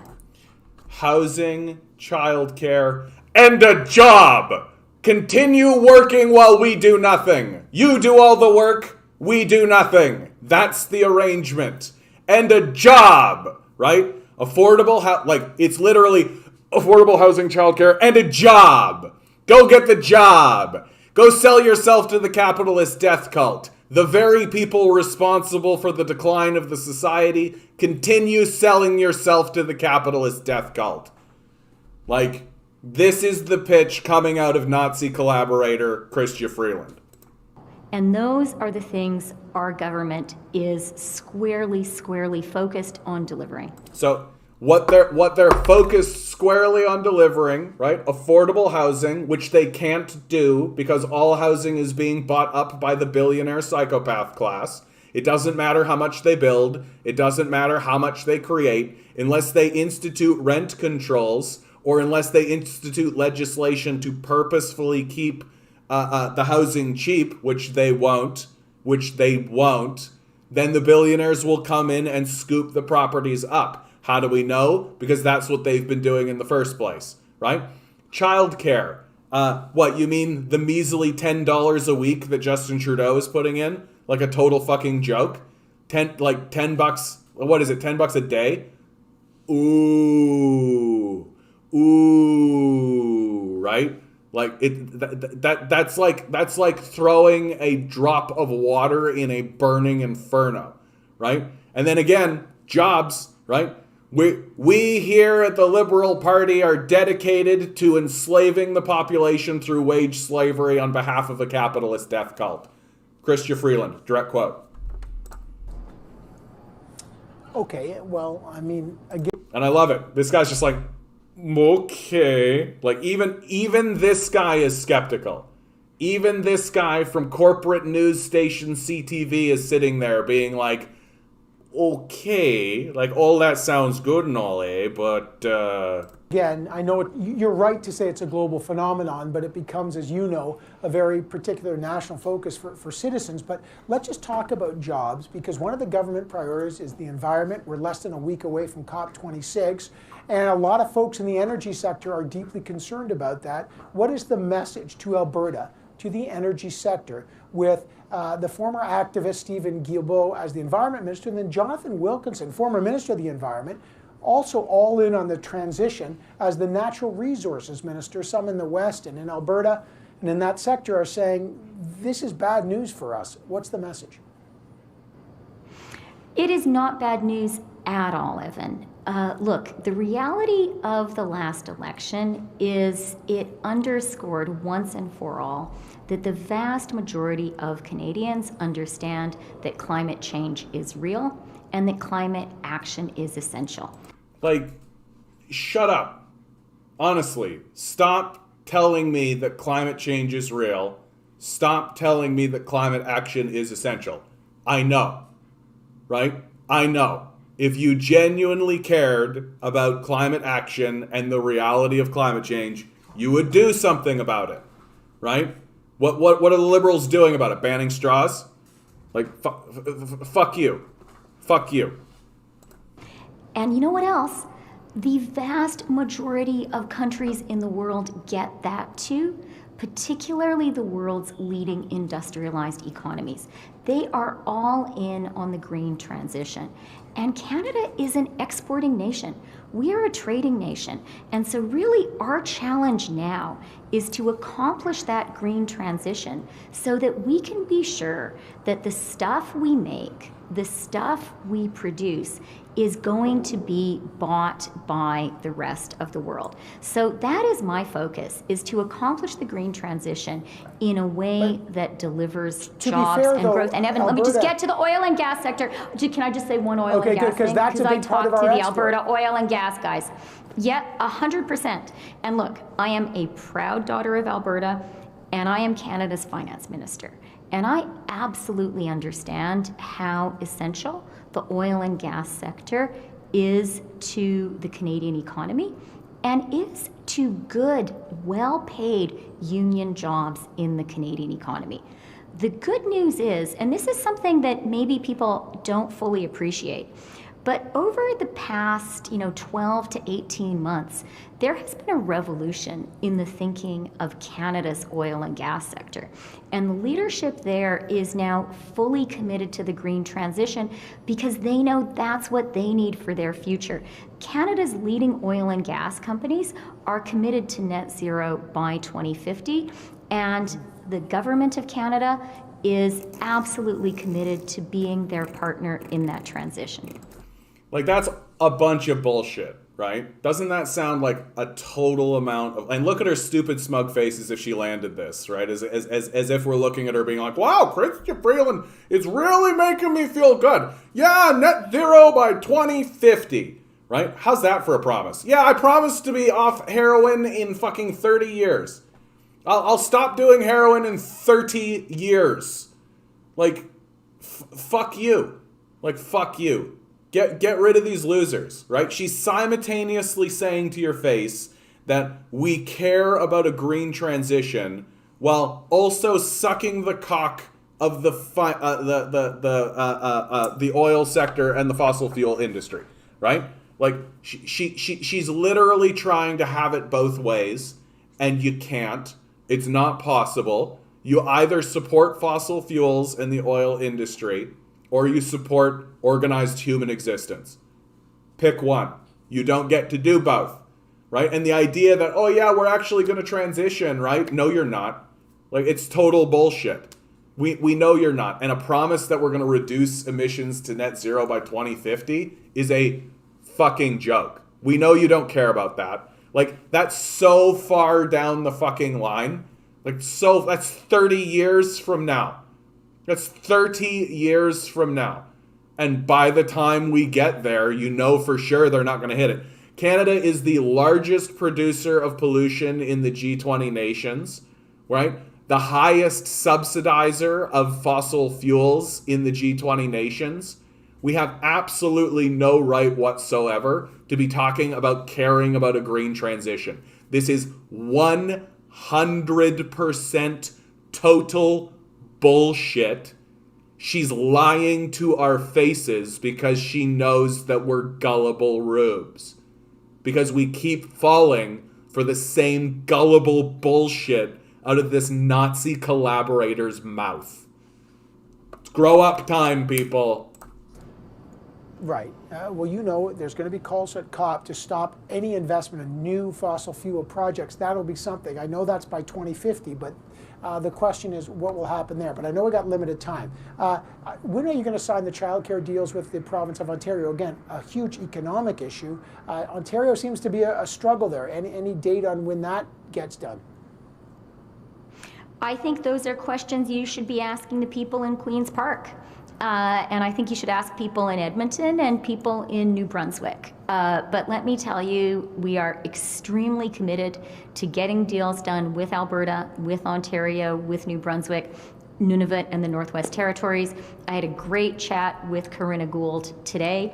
Canadians, this election, one of the ballot issues in this election was early learning and childcare. There was a clear contrast between our position and the position of the Conservative Party, and Canadians voted for early learning and childcare. So we are extremely keen to get those deals done, and I know Canadian families are too, not least because of the affordability issue with which you began this conversation.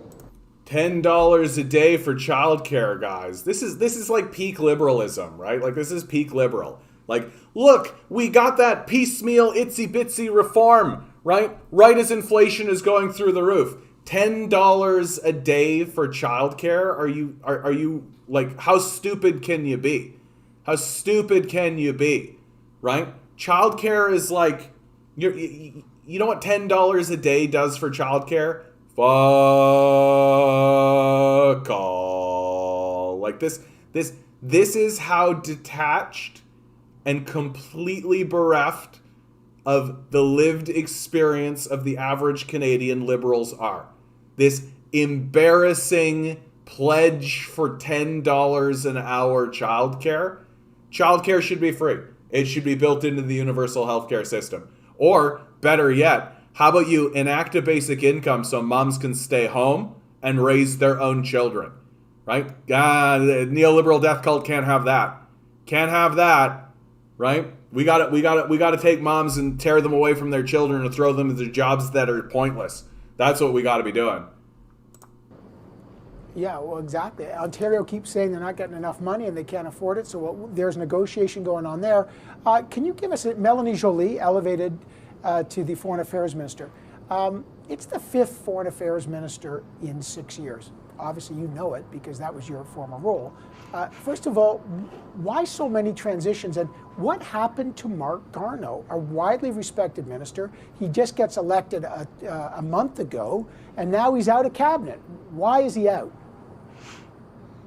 Well, let me start my answer, Evan, where you started your question, which is to say to Melanie Joly, félicitations, madame.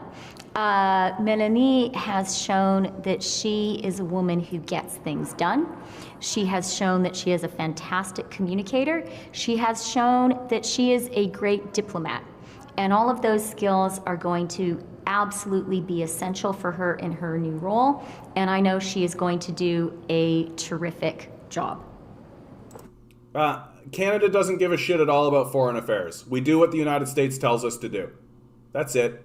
We don't need a foreign affairs minister. Why do you think we're having 5 foreign affairs ministers in the last 6 years?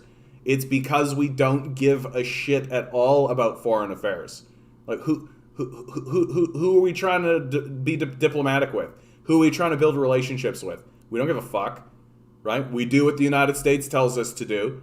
Right? The U.S. says build a pipeline. The U.S. says go over here. The U.S. says invade this place. The U.S. says prop up this fake government. Oh yeah, Juan Guaido is the interim president. Yeah. Oh yeah. Oh yeah. There's a Uyghur genocide, guys. Yeah. We don't need a foreign affairs minister. That's the reason why the position keeps rotating and changing. Right? And what did Chrystia Freeland basically just do? She just jerked off. She just jerked off in front of us for about 20 seconds. She was like, yeah, Melanie's going to do a great job in this position that we don't need or care about whatsoever. We literally just do what the United States tells us to do and say what they tell us to say. Like, you don't need a minister for that. So what's she going to do all day long, right? So she sits in a room like playing with rubber bands. She's literally just like throwing rubber bands. The United States sends over an email and she just reads it. Like, reads it out loud to whoever she thinks she needs to read it to. Right? Like it's like we don't need a foreign affairs minister. We might as well just have the United States State Department do it for us. Like, it's brutal. And this like smug grin of just like, yeah, she's going to do a great job answering, like reading emails given to her by the United States State Department and the CIA. Like, good job. You did it. Okay, but what happened to Mark Garneau? I love this guy, by the way. I do got to point in at this stage in the game. Every response that this guy has had has basically been like, okay, if that's your answer, I guess. I mean, people don't seem to be enjoying it. Like, this guy is basically looking at Chrystia and being like, you don't really understand what's going on, do you? Like, you seem like you're just kind of like detached from the reality of the lived experience of regular citizens, right? Like, didn't you just cut everybody's supports? Like, are they even going to ask a question about that? Time will tell. You know, Evan, earlier today in his press conference, the Prime Minister talked about the challenges of putting together a cabinet. And I think that he has done a great job putting together a cabinet which truly represents our country, which represents the regional diversity of our country, of course, gender diversity, and really is a cabinet in which Canadians can see them. He has put together a cabinet that combines experience with some new faces, with some freshness. New faceness, and that is very hard to put together. There are many considerations. But since you've mentioned Mark in particular, let me just say that it has been a privilege for me, and I think for all of Mark's parliamentary and cabinet colleagues to work with him. He is a truly outstanding Canadian. I mean, my God, this is a guy who has schools named after him. He's an amazing person who has accomplished amazing things for our country, and we should all be proud of his accomplishments. Now she's just wasting time, right? Right, you're pushing against an open door, which raises the question, why he's out. I know you're not going to answer this, but you can nod subtly if he's going to be the ambassador to France soon. Just give me a little kind of, okay, there, that's it. Okay, you can raise your eyebrows. On a last question for you, Minister, will your government be appealing the First Nation child welfare case? The deadline is Friday. There's a new minister, the former health minister, Patty Heidi, who's in that file. She's got about a grand total of 3 days to make maybe one of the most consequential calls. Will the government appeal that? So we have the benefit of being able to pierce through the veil of time, right? We know that they appealed it, right? So let's listen to Chrystia Freeland's completely bullshit response to what we already know to be the case. That's something that the Prime Minister was asked earlier today, and I do really want to assure Canadians that he and the team have been very focused on it and working very, very hard on it. The Prime Minister pointed out that our government has two big objectives. One is, of course, the Indigenous children and their families who have been harmed deserve to be, have a right to be compensated, and our government is committed to that. Which is why we're suing them, right? We're committed to compensation and actually doing it, which is why we're suing them to make sure we don't have to do that. Our government also is really committed to, hang on, let me just finish my sentence here, because the second part is also really important. Just wasting time. And that is we have to fix a broken system. It's no good to deliver compensation, but to keep on creating the same harms, to keep on doing the thing that was wrong in the first place. So we have to walk and chew gum. We have to compensate children and families, and we have to fix the system so the harm stops being done. And we are hard at work, and the new ministers are already hard at work finding the right answer. And the way to do that is to sue them, right? Like, what an incoherent non-response. That is wasting time.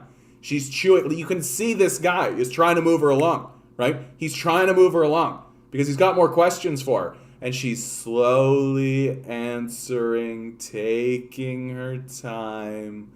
We're almost out of time.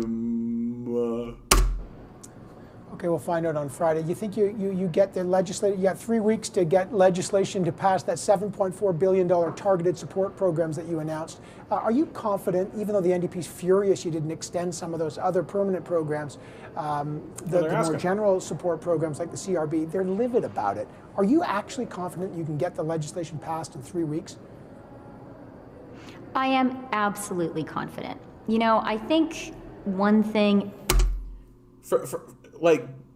What a softball question in this regard, right? Their plan is abandonment. That literally the plan that Chrystia Freeland has put on the table and is talking to people about is a plan where no one gets any money. It puts all of the power in the hand of the corporate sector. It puts all of the power in the hand of the corporate sector, and they will do everything they can to make sure that no one can ever get this a new benefit that they're creating. Why create a new benefit if not to do this? Every single person who was elected to this House of Commons learned on the campaign trail is Canadians want us to work together to deliver results for Canadians. And I really believe that Canadians want us to finish the fight against COVID, to provide the necessary support, and also to pivot to the post-COVID jobs and growth economy. To pivot to the post-COVID jobs and growth economy. Sounds like some neoliberal death cult shit, right? Sell people to a capitalist death cult, pivot to a growth economy, right? An infinite growth economy, like the neoliberal religious ideology says that we need to have, right? This is just more neoliberal garbage coming out of a Nazi collaborator's mouth. We are being abandoned and sold out by this capitalist death cultist. She's saying it to your face, directly to you. Directly to your face.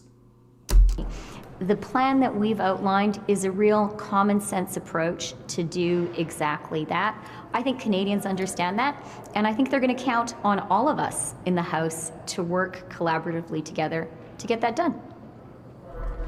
Minister, Because the way forward is to abandon millions of people to the capitalist death cult, spike homelessness, spike poverty, ensure that people are as desperate as possible so that they'll accept the shittiest possible conditions. This is the liberal plan. This is your liberal government. and Deputy Prime Minister Chrystia Freeland, great to have you on the program on a very busy day. You were probably the least nervous person there because you know your job weeks ago, but always a pleasure to have you on the program. Thank you. It was great to be with you, Evan. The only thing I was nervous about was, were my kids going to finish reading their books and doing their homework and get really bored? Weird. What a weird thing. And look at his response. I love it. He's just like, okay, if you say so. Right? Like, what a fucking weirdo. Straight up. Like, Chrystia Freeland is a weirdo. Right? Like, she's literally saying to your face over and over again, hey, we're going to sell you to the capitalist death cult that you hate. Right? The billionaire class, we're not going to confront or tax or do anything about. Right? Inflation is spiking, all of this shit. But our commitment to the Canadian people is to ensure that you will work your entire lives for people you'll never meet so that they can get richer while you drown in unaffordable housing and increased debt. That's Chrystia Freeland's promise. She basically just said it out loud. Right? She basically just said it out loud right to your face. And you're supposed to just sit there and be like, yeah, that sounds good. Yeah, we'll just keep going to work for Galen Weston and David Thompson and while they make billions of dollars, and we'll just work our lives away forever as they suppress our wages and everything is totally fine. What a great finance minister we have. Get fucked. Like, get fucked. Like, Chrystia Freeland is a fucking embarrassment. She's detached from reality. She doesn't understand the basics of what is going on in her own country. And worst of all, she's a fucking Nazi collaborator. Right? She has sold weapons and trained Nazis. Period. Like, that's a full stop situation, guys. Like, and if you don't believe me, fight me on it. I've got the documents. Like, it's... this is a no bullshit situation now. Right? We are being abandoned by a death cult. And it will smile at you like this smug, stupid bitch while it does it to you. It will happily smile at you and say its stupid, dumbass jokes about her stupid, dumbass kids while plunging the dagger deep into your back. Like, stop voting for these people. Abandon these liberals, abandon the conservatives, and fucking abandon the NDP. Vote communist, right? Surround the halls of power. We don't have another option. We're being abandoned. Abandon them back. If you've made it to this point, like, share, subscribe. My Patreon's down below. Chrystia Freeland's going to make me homeless, right? I could use a buck. If you've got a buck jangling around, it would really help me out. It would make sure that I can actually pay my fucking rent. And before you say, like, oh, go to job, I have 2 jobs. I have 2 fucking jobs. So don't bug me with that dumb bullshit. Good luck. We're going to need it.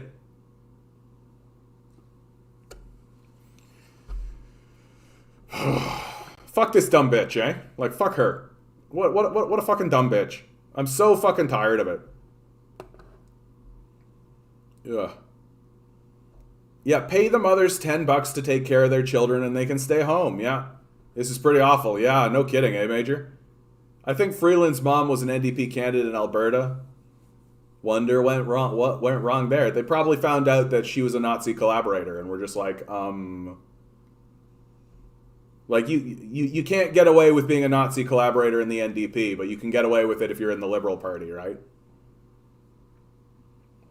Melanie Jolly tweeted, with Colin Powell and Henry Kissinger at the lunch hosted at State Department.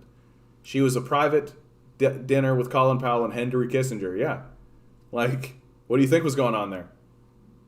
She gives off Hillary vibes. Yeah, for sure. Rip Canada. Canada is not the same Canada under Pearson with regards to foreign relations. Well, I mean, like, we've just completely capitulated to corporate power, right? Like, we've just completely capitulated. We don't actually have independence. Yeah, she said collaborative. She is good at collaborating. That's nice. Nice, Major. I'm going to steal that, dude. I'm going to take that line. That's a good one. Anytime Christian Freeland says collaborative, we say we know who she's collaborating with. Fuck you, Christian Freeland. Like, get completely fucked. Get, like, totally and completely fucked. I hope that she just loses. I hope that Justin Trudeau steps down and she becomes the prime minister and then just gets completely fucking shellacked. Right? I think my favorite part of this whole thing was that every response that this guy had was literally like, okay. I know I said that already, but boy, is it ever fun to bring up again. Just like, if you say so, okay. Seems suspicious, but if you say so. As of November 2019, Freeland was listed as a member of the Board of Trustees in Klaus Schwab's World Economic Forum. Yeah, red flag. More disappointment in University Rosedale for electing her. I mean, just like, what's up with these liberals, man? Like, what's up with these liberals? It's all the Karens and the Kens, right? Like, it's all the Karens and the Kens getting together and just being like the middle managers for the capitalist death cult. Like, and they're just voting liberal because, like, the middle managers don't really care about workers either. They care about being middle managers, right? And they're so detached from the lived experience that everybody's having. Like, and you can see it in the polling. Like, a very important question to understand what's going on with liberals, right? How angry are you? The national average is 30%, right? The Canadians answer the question, how angry are you angry at what's going on in Canada? So 30% is the national average. If you're a PPC voter, it's 70%, right? The liberals, if you're a liberal voter, it's 1%. That's how detached from the rest of reality these people are. They're completely detached from what's going on in the real world, which is why they can't gain support to get a majority, because nobody wants to vote for detached, deranged sociopaths who are actively seeking to sell them out to a capitalist death cult, right? Big red flags. Big fucking red flags, dude. Like, big fucking red flags. I mean, as there should be surrounding a Nazi collaborator, right? There's lots of red flags around Nazi collaborators.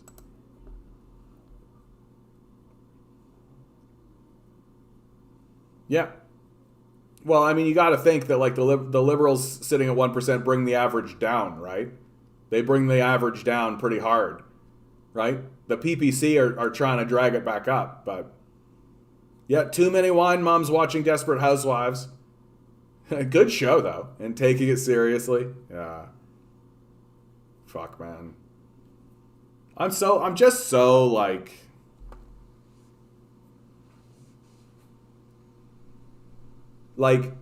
there are going to be an enormous amount of people who, as this shit show unfolds, are not going to understand what's happening until it's at their front door. Right? Chris Hedges talked about this, how there was like a class of people in societies that he was watching revolt, like he was watching people go into full revolution mode, and the liberal class within the cities were just so detached from reality and so detached with what was going on that it wasn't until they were getting fucking torn out of their houses and rounded up that they even began to understand that there was a problem in the first place. Like, and like, that's the kind of shit that's going to happen in America. Like, what's happening to rural people in America is fucking criminal. Like it's outrageous. And most importantly is the silence that surrounds it, right? Like Bill Gates is forcing families off of their family farms, and then they have nowhere else to go, so they turn around and end up selling themselves as wage slaves to Bill Gates' farming corporation, right? Like this is what's happening to these people.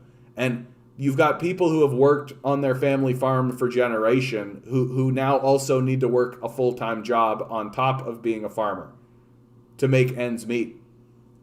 Like, these people are right to be angry.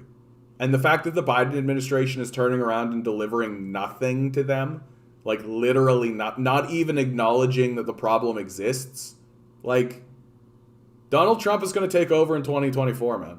Like, it's absolutely the truth. It's absolutely the truth. Instead of talking about CERB or CRB ending, Toronto Star is talking about Doug Ford told his caucus to get vaccinated or else. Why can't Erin O'Toole do the same thing? Exactly. We are already way too detached. Yeah.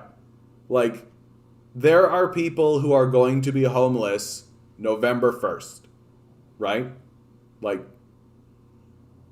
ending the CRB ensures that there are going to be people who are homeless.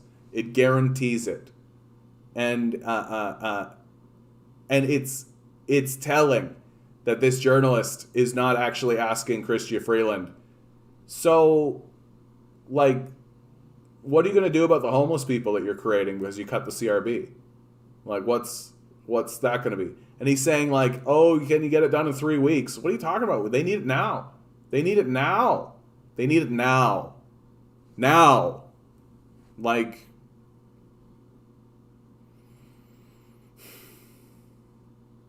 U.S. Justice. Julian Assange is on trial for exposing U.S. war crimes. The war criminals are free. Stephen Donziger is being jailed for defending victims of oil pollution. The polluters are free. Daniel Hale is in jail for exposing civilian cost of drone war. Drone strikes continue.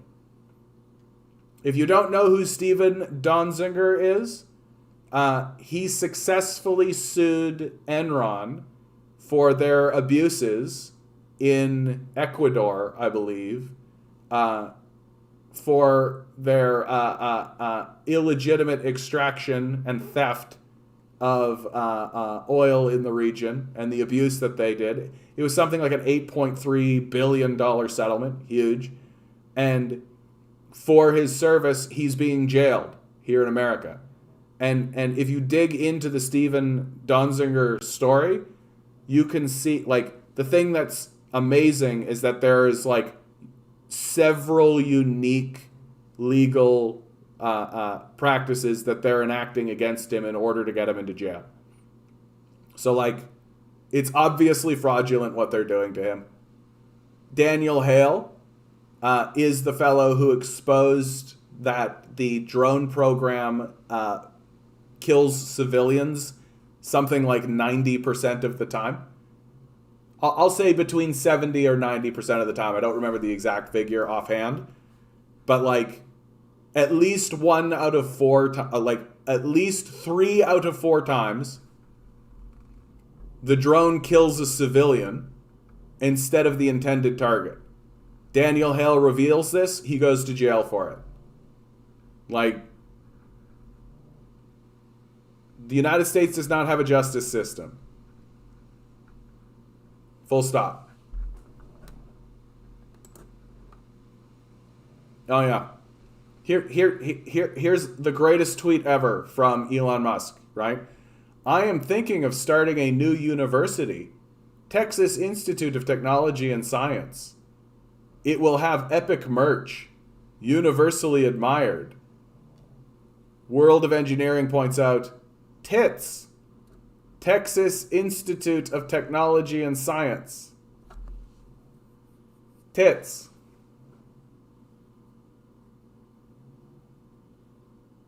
Elon Musk is an idiot. He's a very, very stupid person. Like, Donald Trump level stupid. He is unintelligent. Oh, well, thank you, Pissed Off Canadian. Thank you, sir. I appreciate that. Let me know what you think. I am thinking of doing a re-record of 2020. And if I do a re-record of 2020, if that's the one you bought, I suspect it is the one you bought, I'll send it your way, okay, bud? Because I want you to be satisfied with the product. And I know that you like that song especially. So I wanna make sure that I honor you with that piece. I hope you guys are doing really well out there, man. I hope you guys are doing really well out there. Each and every one of you. These are dark days ahead of us, man. These are dark days ahead of us. And I gotta tell you, I gotta be really honest with you. Like, I'm so happy that each and every one of you come in here all the time. Really, I mean it. Like, it means so much to me that you guys come in here and even just if you say hi and then bounce out, that matters a lot to me. Like, it just matters a lot to me that we're building this community, we're building this group of people. We've got something going here, right? Like, and I'm so happy that new people are coming in, right? And hopefully we can create an environment of love and understanding for one another so that we can really keep moving forward, keep building something, and at least stand in solidarity with one another. At least do that. And that's exactly it, DM. Like, I feel like for me, I'm happy to let you vent. For me, it's about grieving. You know?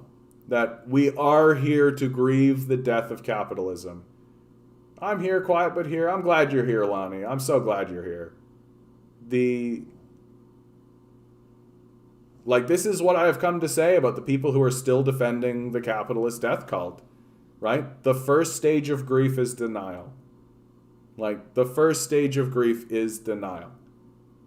And it is our job to be here when that denial turns to anger, bargaining, depression, and hopefully, finally, acceptance.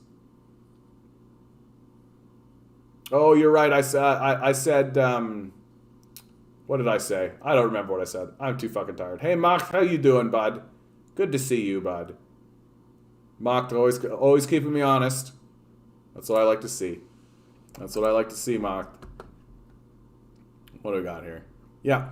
Bank of Canada says inflation will near 5% by end of year, staying higher for longer than forecast. Whoa.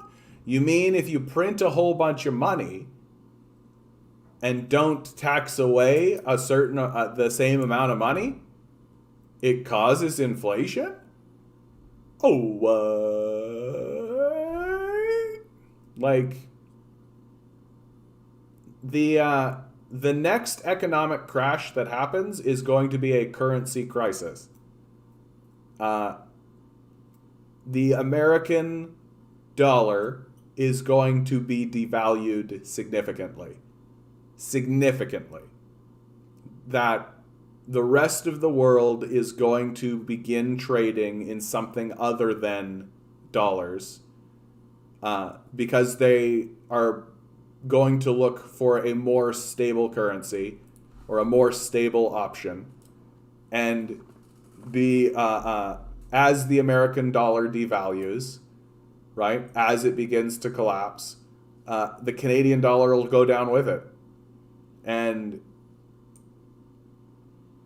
like, the true heartbreaking part of it is that there's going to be people who have savings, right? Who have been doing all the right things, who have been saving, and their money is going to become valueless, right? It's not going to be able to actually buy anything because the currency will devalue so heavily.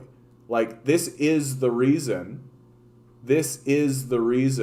why the billionaire class is buying up so many assets.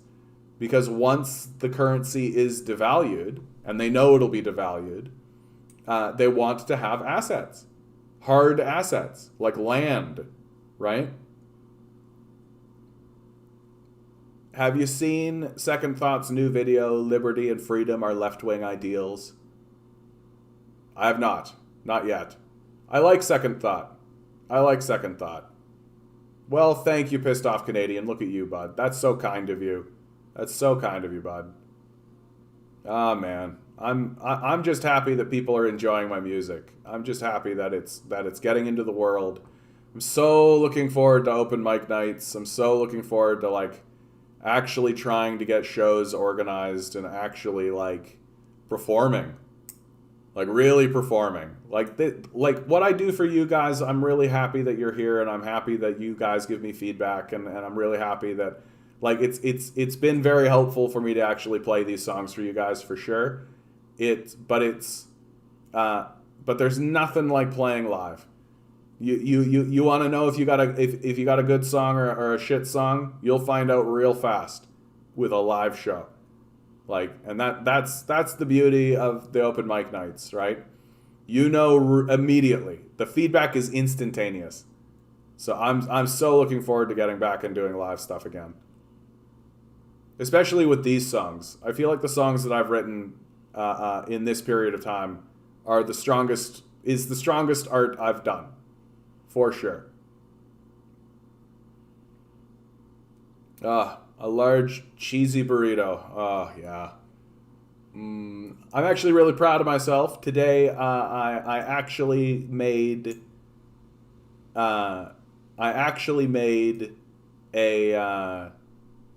chili that I've been meaning to make. So I actually got off my duff and actually did it, and I'm really proud of myself. I miss those Rick Mercer walk-by videos you made. You know what, bud? I was thinking about that just the other day. Just yesterday, I was thinking about that. And I think that I may start getting back into those. I think I might start getting back into those. Maybe not every single day, but I think that people really do like those. And I think that I do think in the end that those sort of walking videos distinguish me more from other commentators. That what I'm doing now is kind of in line with what everybody else is producing and doing. Whereas the Rick Mercer walk-around sort of videos were more unique. I don't see people doing that kind of content.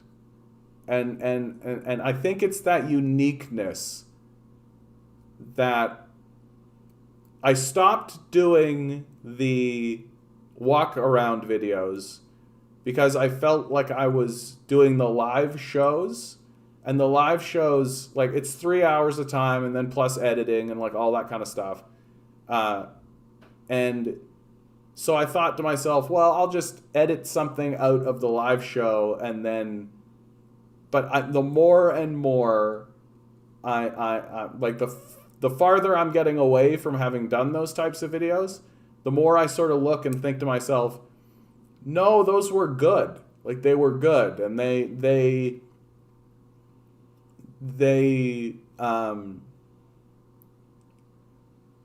yeah.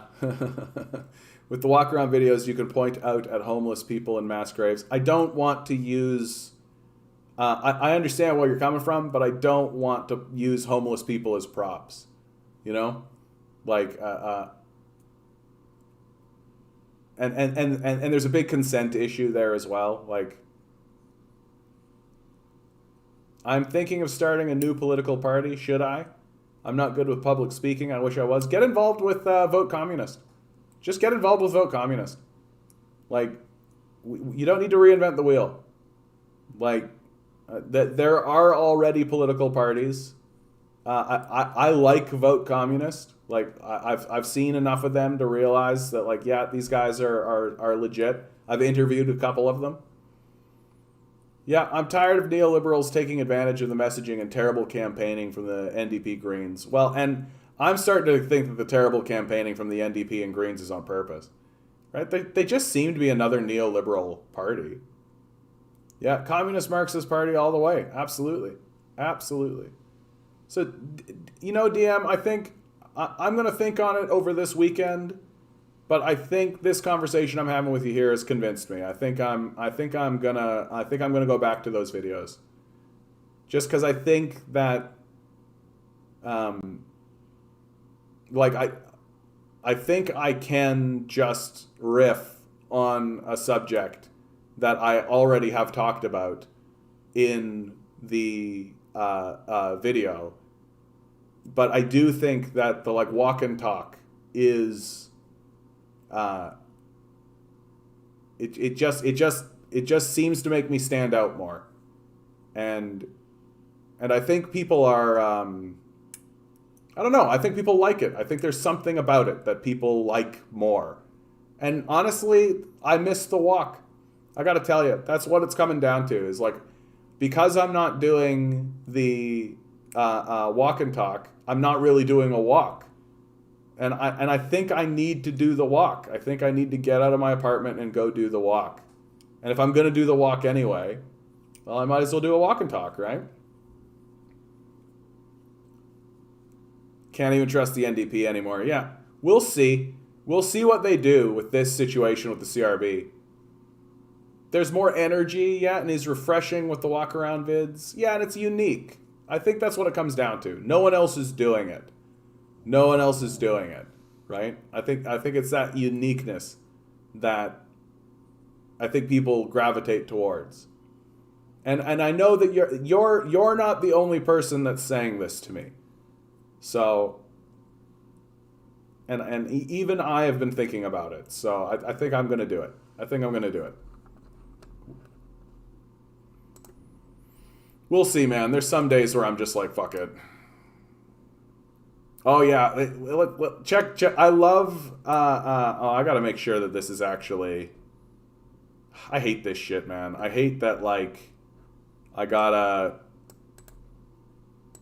actually do this to make sure that it's not gonna... Okay, there it is. Then I gotta go filter...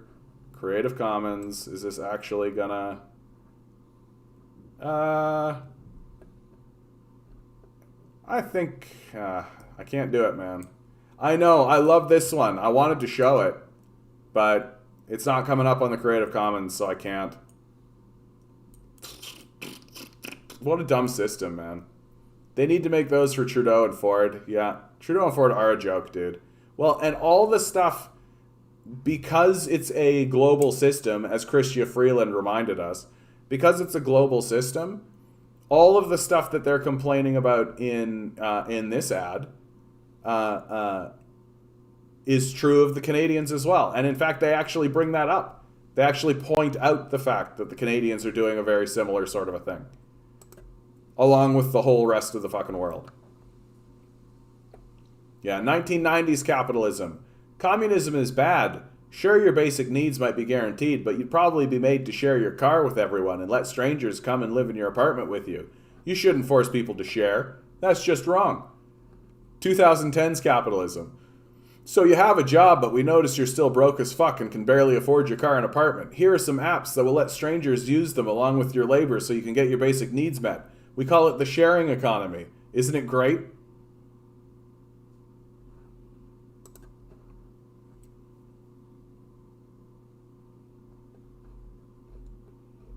Oh yeah, yeah. This is the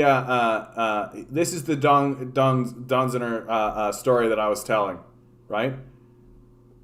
Donziner won Indigenous clients a $9.5 billion settlement from Chevron for poisoning the Amazon. Now he's gone to jail after a U.S. judge appointed a Chevron-linked private law firm to serve as prosecutor in a contempt of court case. Federal prosecutors refused to try the case.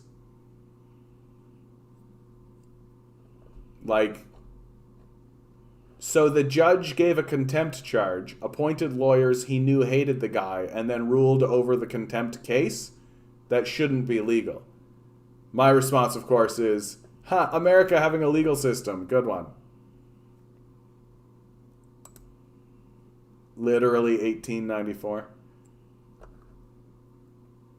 Following up on the Chrétien story, Chrétien, while Indian Affairs Minister, knew of problems at notorious residential school. Right? We know, dude. Like, we know. Like, he's totally full of shit. He's totally just lying to us. Jean Chrétien, while he was Minister of Indian Affairs, said he knew of problems at a residential school in Northern Ontario, which has since emerged as one of the most notorious institutions for the abuse of children, according to a letter provided to CBC News. Chrétien has denied being aware of abuse in the residential school system. Chrétien sent the February 6, 1969 typewritten letter in response to a handwritten one addressed to him by a former teacher who quit her post over conditions at St. Anne's Residential School, which sat along the James Bay coast in Fort Albany First Nation. I have looked into the situation and I have obtained a full report on it from our regional superintendent of schools, wrote Chrétien. You may rest assured, however, that we are aware of the problems which exist at that location and are doing what we can to correct them. They all knew. They all knew. Of course they did. The big question I have on this particular issue, okay, is there in some letter or some statement that has been buried in some archive somewhere, right? That is in a vault somewhere, being protected by Justin Trudeau, that indicts his own father. That's my big question on this, which is why the First Nation people want an independent research, an independent probe into this. They want an independent person to be able to come in and take a look at these documents and take a look at this stuff. Because it is highly likely that there is going to be a document that surfaces that has the actual opinions of Pierre Elliott Trudeau in it, right? That the narrative that the Liberals will give for Pierre Elliott Trudeau is, well, he helped shut down the residential school system, which is true. That is true. But my statement is, okay, did he shut down the residential school system or did he merely secularize it? Was the intention to end this program, or was the intention to streamline the program? Right? Like, and it is highly likely that something will surface, a credible document will surface that tips it one way or the other, right? And I'm open to the idea that it could go one way or the other. But the very fact that Chrétien is lying about it, the very fact that Justin Trudeau is acting very shady and suspicious around it, there's just too much kind of foul play going on. There's too much shady activity going on in the Liberal Party for me to believe that they're doing anything other than protecting the legacy of Pierre Elliott Trudeau. Like, can you imagine if a document surfaces that says we need to end these barbaric residential schools and secularize the project of eliminating the Indian or something along that line? Like, can you imagine if something like that actually surfaces? It's completely possible. I'm sure Paul Vier will dig up the evidence and put it out there. I mean, I don't get Paul Vier, man. Like, why isn't he running? I think that he would actually be a very threatening leader. Like, I think he would be a very threatening leader of the Conservative Party. Maybe he just kind of sees how it's going, right? Maybe he just doesn't have the stomach to actually take the party where it probably needs to go in order to actually seize power, which is directly into fascist territory. Like, I actually do believe very strongly that the Conservative Party. Like, the Conservative Party tried to go to the left in this election and it failed completely, right? It was a total failure, like, full stop.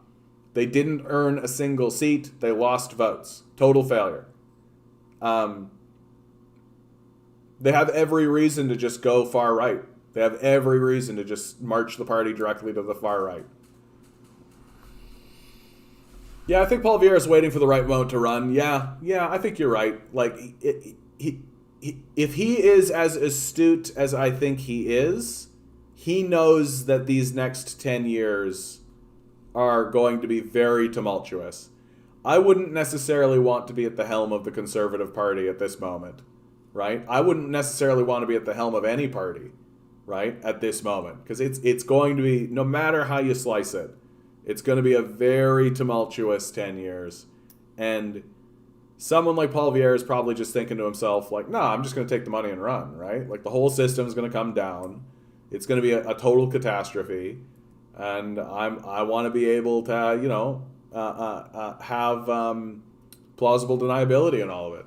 I don't want to be, like, pegged with responsibility for any of this, right? So we'll see.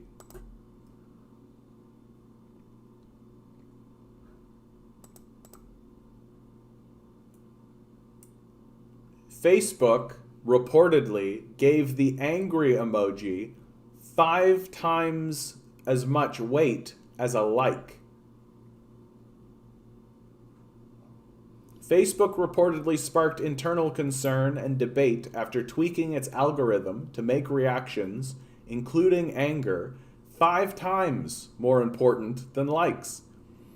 The company made this change to its algorithm, giving emoji reactions 5 times the weight of likes in 2017, the Washington Post reported, citing company documents. The idea was to boost content that sparked engagement and interaction from users, but Facebook's own researchers were quick to suspect a critical flaw. As one staffer warned, this could lead to a higher ratio of controversial than agreeable content in users' news feeds, opening the door to more. According to false sources, YouTube, Twitter, and Facebook are merging to form a super social media site called UTwitface. Yeah, man. Like, what did you think was going to happen, Facebook? Like, are we shocked that, like, the big anti-mask movements and the big QAnon shit happens on Facebook? Are we shocked? They're giving outrage 5 times the amount of weight, right? They're allowing it to circulate 5 times more readily than just, like, kitty videos, right? Like, what the fuck? Like, what? That's outright manipulation. Like, that's outright manipulation. That, oh, this is making people angry, so we're going to spread it around 5 times more. Yikes. Yikes.